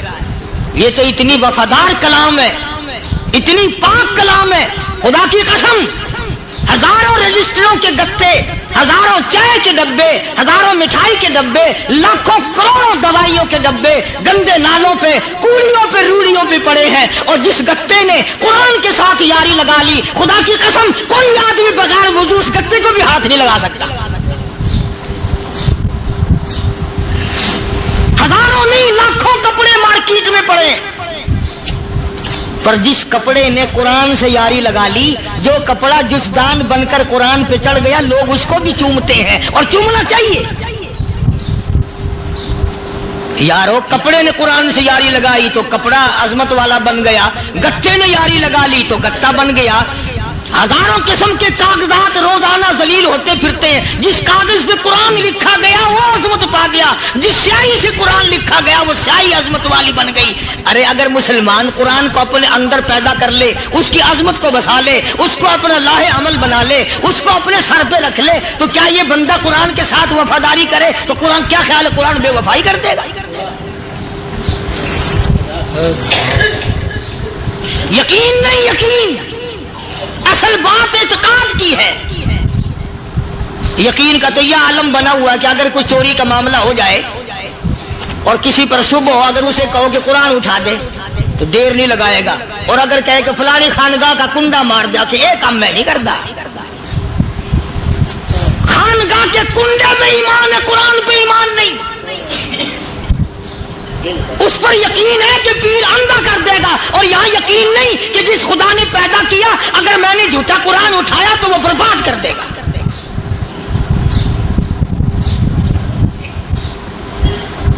عجیب عجیب لوگ۔ چنانچہ مصر کے کرنل نے، مصر کے جنرل نے ساری فوج کو اکٹھا کر لیا۔ اس نے بھی یہ بات تو نہیں کہی کہ فاروق اعظم کو دوبارہ خط لکھتا کہ حضرت یہ تو 2 آیتیں آپ نے لکھی، یہ تو سارا قرآن روز پڑھتے ہیں، پر بنے گا کیا؟ جیسے فاروق اعظم کا یقین تھا، فاروق اعظم کی فوج کے کرنل کا بھی یقین ہے، فاروق اعظم کے فوج کے جنرل کا بھی یقین ہے۔ اس نے ساری فوج کو اکٹھا کیا، لشکر کو جمع کیا، اور اس کے بعد کہنے لگا قل للمؤمنین یغضوا من ابصارکم وَيَحْفَظُوا فُرُوجَهُمْ ذَلِكَ أَزْكَىٰ لَهُمْ إِنَّ اللَّهَ خَبِيرٌ بِمَا يَصْنَعُونَ۔ او لوگو، خدا تمہیں کہتا ہے اپنی آنکھوں کی حفاظت کرو، اگر تمہاری نظریں غلط جگہ پڑی اپنی عزت کی حفاظت کرو، اپنی آبرو کی حفاظت کرو، اگر غلط نظریں پڑی، غلط استعمال ہوئی، ان اللہ خبیر بما یصنعون۔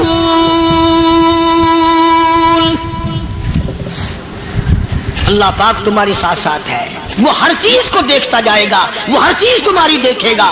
چنانچہ تاریخ شاہد ہے، ابن حشام نے لکھا ہے، ابن خلدون نے لکھا ہے، اور کئی مورخین نے لکھا ہے کہ جب مسلمان جنرل نے، مسلمان کرنل نے اپنی فوج کو قرآن کی 2 آیتیں سنائی اور اس کے بعد حکم دیا چلو، تمام کا تمام لشکر چل رہا ہے، ادھر ڈھول بجا، دھماکے بجے، گانا شروع ہوا، گانا بجانا شروع ہوا، ساری فوج نکل گئی، سارا لشکر چلا گیا۔ لڑکیوں نے دیکھا کہ یہ تو ختم ہو گئے، نیچے آواز دے کے کہنے لگی اور جانے والوں یہ ساری فوج کئی اندھوں کی فوج تو نہیں؟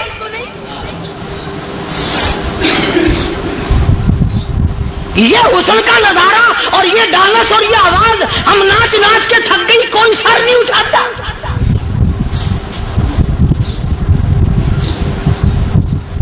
اور آج دیکھ لیں آپ، ہر گھر کے اوپر وہ لگا ہوا ہے ایریل،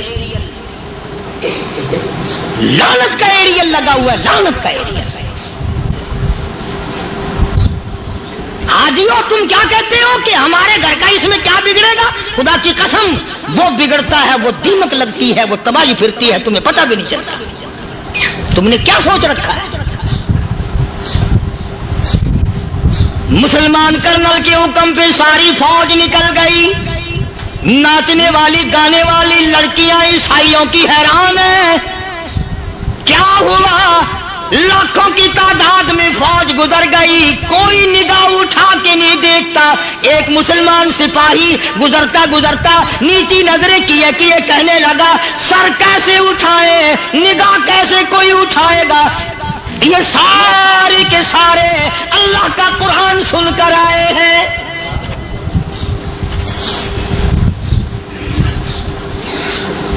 کیسے کوئی نگاہ اٹھائے گا، کیسے کوئی سر کو اٹھائے گا؟ یہ سارے کے سارے اللہ کا قرآن سن کر آئے ہیں۔ ان کا عمل ہوا نا قرآن پہ، ان کے عمل کا کتنا بڑا اثر پڑا۔ مورخین نے لکھا، ابن حشام لکھتا ہے عیسائی لڑکیوں نے چھلانگیں لگا دی، کوٹھی سے نیچے آ گئی، کہنے لگی عام مسلمانوں وہ قرآن ہمیں بھی سنا کے جاؤ جس میں اتنی اسپرٹ ہے، اتنی طاقت ہے، جو حسن کے نظارے سے روک دے، جو گانے بجانے سے روک دے۔ یہ تو آدمی کے دل کا سکون ہے، نہ گانا سنتے ہو نہ حسن کا نظارہ کرتے ہو، جاتے والے یوں نہ جاؤ، ہمیں بھی وہ قرآن سنا کے جاؤ۔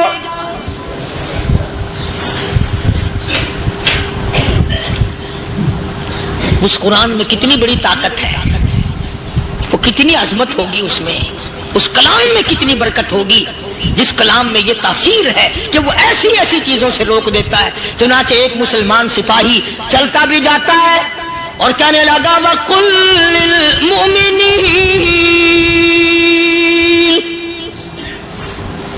وَقُلْ لِلْمُؤْمِنِينَ، قرآن کی آیت پڑھ کے سنائی، سینکڑوں نہیں بے شمار لڑکیاں ایک مسلمان کی زبان سے اللہ کا قرآن سن کے کہنے لگی اور جانے والوں چھوڑ کے نہ جاؤ، ہمیں بھی کلمہ پڑھاؤ۔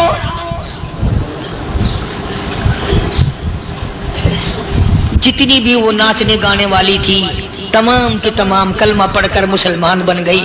اور مورخین نے لکھا ہے آخری دم تک قرآن کی شیدائی اور دیوانی بن کے گزری ہے۔ پھر وہ لڑکیاں جو رات دن حسن و جمال کا پیکر بنی رہتی تھی، علماء نے لکھا ہے جب موت آئی ایک ایک کے بدن میں کپڑے لباس میں موت آئی تو 50-50 ٹاٹی لگی ہوئی تھی۔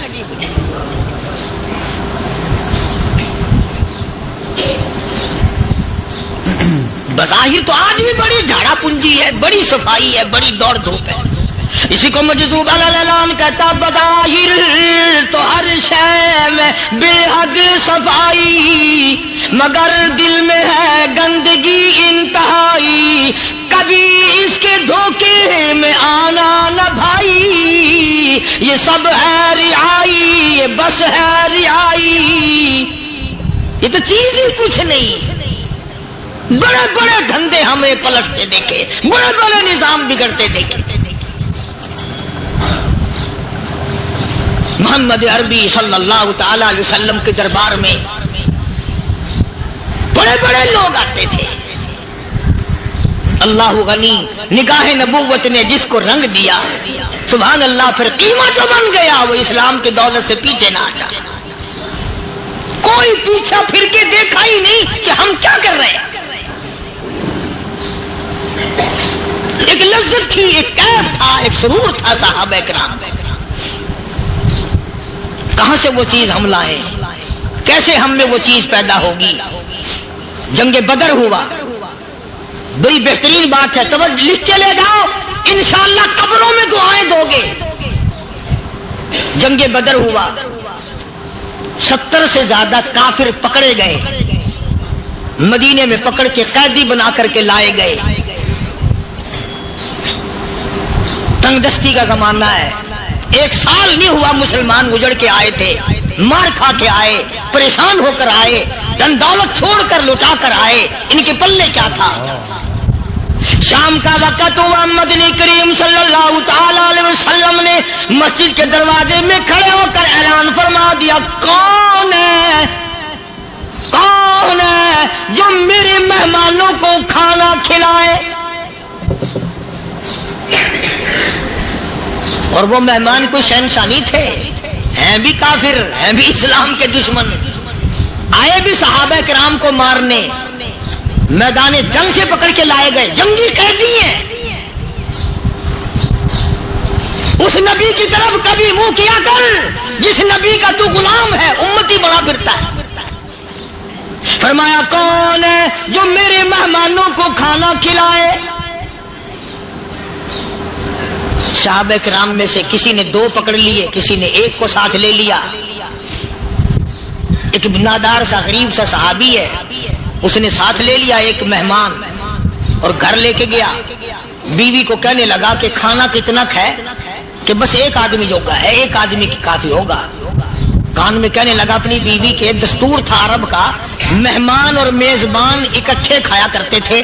اپنی گھر والی کے کان میں کہنے لگا کہ اس کے آگے کھانا رکھ دیں گے مہمان کے، جب یہ کھانا شروع کر دے گا کسی بہانے سے دیوا بجھا دیو، میں یوں ہی منہ کو خالی ہلاتا رہوں گا، یہ کھانا کھا لے گا، پیٹ بھر جائے گا اس کا۔ چنانچہ کھانا آگے رکھ دیا، جو کچھ بھی تھا۔ اس نے کھانا شروع کیا کہ جی آپ بھی کھائیں، کہ ہاں ہاں میں بھی کھا رہا ہوں۔ بس یوں ہی کھانے میں بھی ہاتھ لگائے، منہ کو بھی ہاتھ لگائے اور منہ کو چلائے بھی برابر۔ بیوی نے چراغ بجھا دیا۔ یہ عمل جو صحابی کر رہا ہے اپنے گھر میں، ادھر قرآن کریم نازل ہو گیا محمد کریم صلی اللہ علیہ وسلم کی ذات پہ، فرمایا وَيُؤْثِرُونَ عَلَىٰ أَنفُسِهِمْ وَلَوْ كَانَ بِهِمْ خَصَاصَةٌ وَمَن يُوقَ شُحَّ نَفْسِهِ فَأُولَٰئِكَ هُمُ الْمُفْلِحُونَ۔ اور میرے محبوب مبارک ہو، تیری امت میں ایسے لوگ بھی ہیں جو اپنا منہ خالی ہلا رہا ہے، بیوی بھوکی بیٹھی ہے، چراغ بجھائے بیٹھی ہے اور اپنے ہاتھ کو خالی چلا رہا ہے اور میرے بندے کا پیٹ بھر رہا ہے۔ اور میرے محبوب مجھے اپنی عظمت کی قسم، میں تیری ان دیوانوں پہ جنت واجب کر چکا۔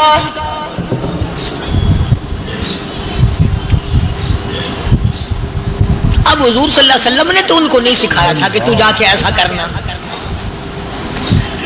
قدرتی مزاج ایسا بنا دیا تھا۔ ایک اور موقع آیا مدینے پاک میں، جنگی قیدی اور جگہ سے اسی طرح سے آئے۔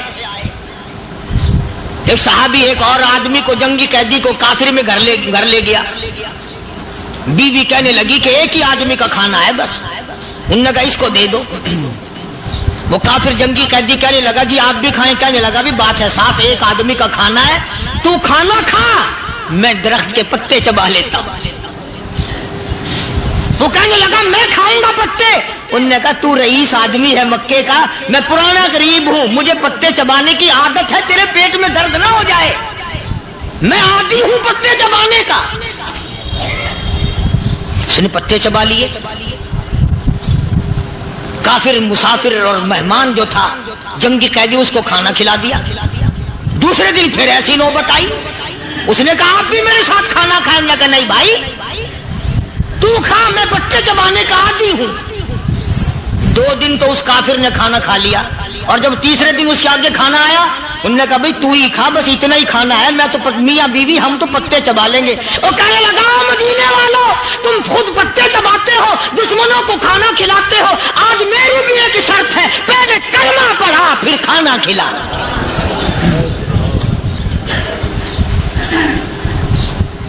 آج میری بھی ایک شرط ہے۔ 2 دن کے عمل نے کفر کو مٹا دیا، اسلام چمک گیا۔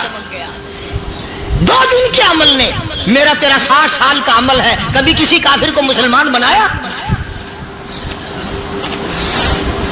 الٹے ہی کام، ہر غلط، ہر معاملہ الٹا ہی ہے۔ ہر آدمی بیزار ہوتا ہے، یار دین تو کچھ نہیں، یار اسلام کچھ نہیں، یارو ایمان کچھ نہیں۔ اسی کو قرآن کریم نے للکار کے آواز دے کے فرما دیا لوگوں ایسی گڑبڑ نہ کرو ورنہ میں وہ خدا ہوں فأخذتكم الصاعقة وأنتم تنظرون۔ جبریل امین نے ایک چیخ ماری، ساری قوم کے جگر پھٹ گئے۔ میں وہ خدا ہوں، لا تركضوا وارجعوا إلى ما أترفتم فيه ومساكنكم لعلكم تسألون۔ لوگ مکان چھوڑ کے بھاگتے ہیں، माहौल छोड़कर भागते हैं, माशरा छोड़ करके भागते हैं। खुदा कहता आओ, जिन मकानों पे तुम्हें नाज था वो ये खड़े भाग आ रहे। इसी को कुरान करीम कहता है इन्नल्लज़ीना क़ालू रब्बुनल्लाह सुम्मा इस्तक़ामू, वो आदमी जिसने ला इलाहा इल्लल्लाह मुहम्मदुर रसूलुल्लाह सल्लल्लाहु अलैहि वसल्लम पढ़ा, अल्लाह की तौहीद का इकरार कर लिया। ओ मेरे मालिक, तेरे सिवा मेरा कोई मुश्किल कुशा नहीं, हाजत रवा नहीं, मेरे दिल के भेद को जानने वाला नहीं, मेरी बिगड़ी बनाने वाला कोई नहीं, उजड़ों को बसाने वाला कोई नहीं, खेती को आबाद करने वाला कोई नहीं, एक दाने से सैकड़ों दाने बनाने वाला तेरे सिवा कोई नहीं।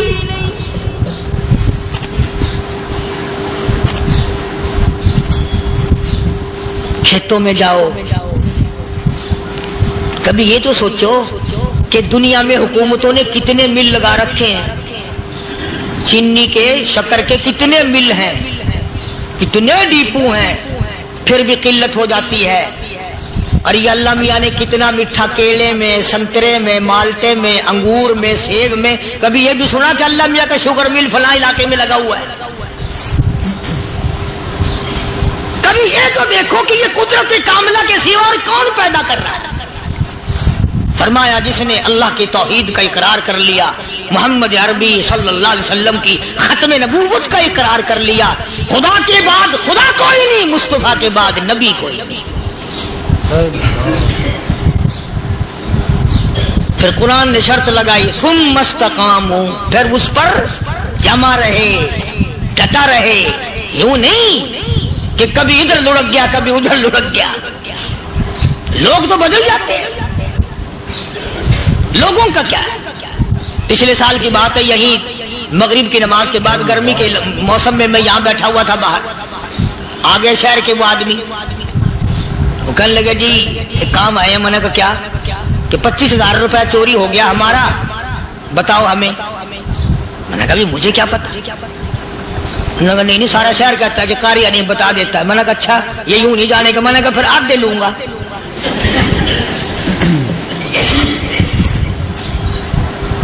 25,000 गुम हुए हैं ना, 12.5 मेरे, 12.5 तुम्हारे। कहले देखो ना जी बाल बच्चे, छोटे छोटे गरीब बच्चे हैं जिनके वो पैसे हैं। मैंने कहा अच्छा मैं बादशाह लगा हुआ हूं।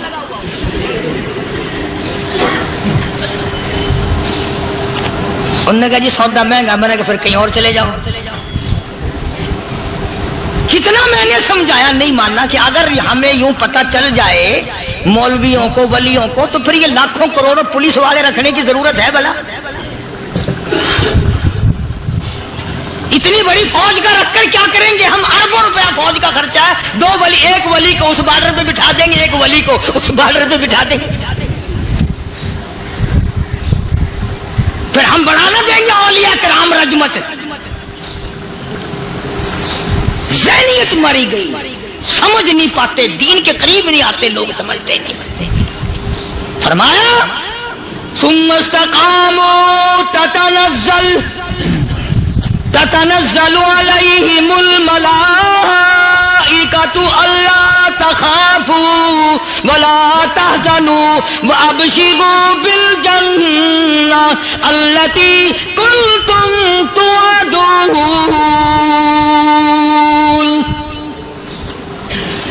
कुरान कहता उधर वली की मौत आती है, ऐसा आदमी जो अपने कलमे पे जमा रहे, शिर्क व बिदात की लानत से बचे, कुफ्र व निफाक से बचे। इधर मौत आती है, उधर फरिश्ते कहते हैं घबराना, गम ना कर, बहिश के दरवाजे तेरे लिए सारे खुले हुए। वलकुम फीहा मा तश्तही अनफुसुकुम वलकुम फीहा मा तदऊन। फरमाया हम तुम्हारी हर उस तमन्ना को पूरा करेंगे, हर उस आरज़ू को पूरा करेंगे। जो मांगोगे वही मिलेगा, जो कहोगे वही दिया जाएगा। नहनु औलियाउकुम फिल हयातिद दुनिया व फिल आखिरा। ہم دنیا میں بھی تمہارے کارساز ہیں، ہم آخرت میں بھی تمہارے کارساز ہیں، ہم دنیا میں بھی تمہارے دوست ہیں، آخرت میں بھی تمہارے دوست ہیں، اور خدا کے یہاں وہ انعام ملے گا۔ اللہ غنی، رائی کے دانے کے برابر نیکی کی ہوگی، جب پہاڑوں کے برابر ثواب ملے گا تو آدمی حیران ہوگا، یا اللہ تیرے جیسا بینک تو کسی کا بھی نہیں۔ رائی کا دانہ لے کر پہاڑ واپس کر دیا، مالک نے نجات کا ذریعہ بنا دیا۔ فرمایا نزلا من غفور رحیم، یہ مہمانی ہے پروردگار عالم کی طرف سے۔ قرآن اعلان کر کر کے کتاب بالاسحار ہم یستغفرون، اللہ پاک فرماتے ہیں میرے بندوں کی نشانی یہ ہے کہ وہ آخری رات میں بڑے ویلے سحری کے وقت اٹھ کر استغفار کرتے ہیں، اللہ کے حضور میں معافی مانگتے ہیں، روتے ہیں، عاجزی کرتے ہیں۔ کہتا کہ ایک تڑپ سی دل میں امنگتی ہے، ایک درد جگر میں ہوتا ہے، ایک تڑپ سی دل میں امنگتی ہے، ایک درد جگر میں ہوتا ہے، ہم رات کو رویا کرتے ہیں جب سارا عالم سوتا ہے۔ سب لوگ سوئے ہوئے ہوں اور اللہ کا دروازہ کھٹکھٹا، اندھیرے میں مالک کائنات کے سامنے جھولی پھیلا، اپنی بگڑی کا سوال کر، اپنی مشکلات اس مالک کے سامنے پیش کر جو سارے جہان کا خالق و مالک ہے۔ عقیدہ بھی بناؤ، اعمال بھی بدلو، مزاج بدلو، طبیعتوں میں انقلاب لاؤ، اور لوگوں ان گھروں کو مسلمانوں والے گھر بناؤ۔ تم برا مان کے جاؤ یا بھلا مان کے جاؤ، میں اپنے عقیدے کی بات کو چھپاتا نہیں۔ جس گھر میں کوئی مرد عورت قرآن کے کھولنے والا نہیں، میں اس گھر کو مسلمان کا گھر نہیں کہتا، وہ چوڑے اور کرار اور سکھ کا گھر ہے۔ تمہیں یہ سکھایا کس نے ہے کہ مرنے کے بعد قرآن پڑھا جاتا ہے اور ساری زندگی میں نہیں پڑھا جاتا؟ یہ قرآن مردوں کے لیے تھوڑی آیا، یہ زندوں کے لیے آیا۔ حدیث پاک میں آتا ہے حضور کریم سب کہہ دو صلی اللہ علیہ وسلم نے فرمایا، عیسیٰ علیہ الصلوۃ والسلام ایک قبرستان سے گزرے، گورستان سے گزرے تو ایک قبر کو دیکھا، وہ نبی ایسا تھا، اس کے معجزات ایسے تھے۔ قبر میں دیکھا تو ایک بڑھیا جل رہی ہے، سڑ رہی ہے، تباہ ہو رہی ہے، رو رہی ہے۔ تو عیسیٰ علیہ الصلوۃ والسلام پناہ کر کے وہاں سے گزر گئے۔ چند دنوں کے بعد جو اسی قبر کے پاس سے گزرے تو عیسیٰ علیہ السلام کو دھیان آیا کہ اس قبر میں ایک بڑھیا بڑی عذاب بھگت رہی تھی، مگر اس دن جو دیکھا وہ تو عیش میں بیٹھی ہے، تخت میں بیٹھی آرام کر رہی ہے۔ سیدنا عیسیٰ علیہ السلام نے اللہ پاک سے سوال کر دیا، الہی مرنے کے بعد تو آدمی کوئی نیکی بھی نہیں کر سکتا، اس نے کیا کر لیا کہ اس کا سارا نظام بدل گیا؟ آواز آئی، اے عیسیٰ لکھ کے لے جاؤ یہ بات، حضور کا فرمان ہے۔ فرمایا، اے عیسیٰ، اس مائی کے چھوٹے سے پوتے نے استاد کے پاس جا کر کے پڑھا بسم اللہ الرحمن الرحیم، اس ننھے سے منہ سے، چھوٹے سے منہ سے جب یہ لفظ نکلا، اے اللہ تو بڑا مہربان ہے، تو بڑا کریم ہے۔ عیسیٰ چھوٹے سے منہ سے جب نکلا، وہ تو معصوم تھا، اس کے منہ سے جب نکلا نا کہ میں بڑا مہربان ہوں، میں نے اس معصوم بچے کے صدقے میں اس کی دادی پہ کرم کر دیا۔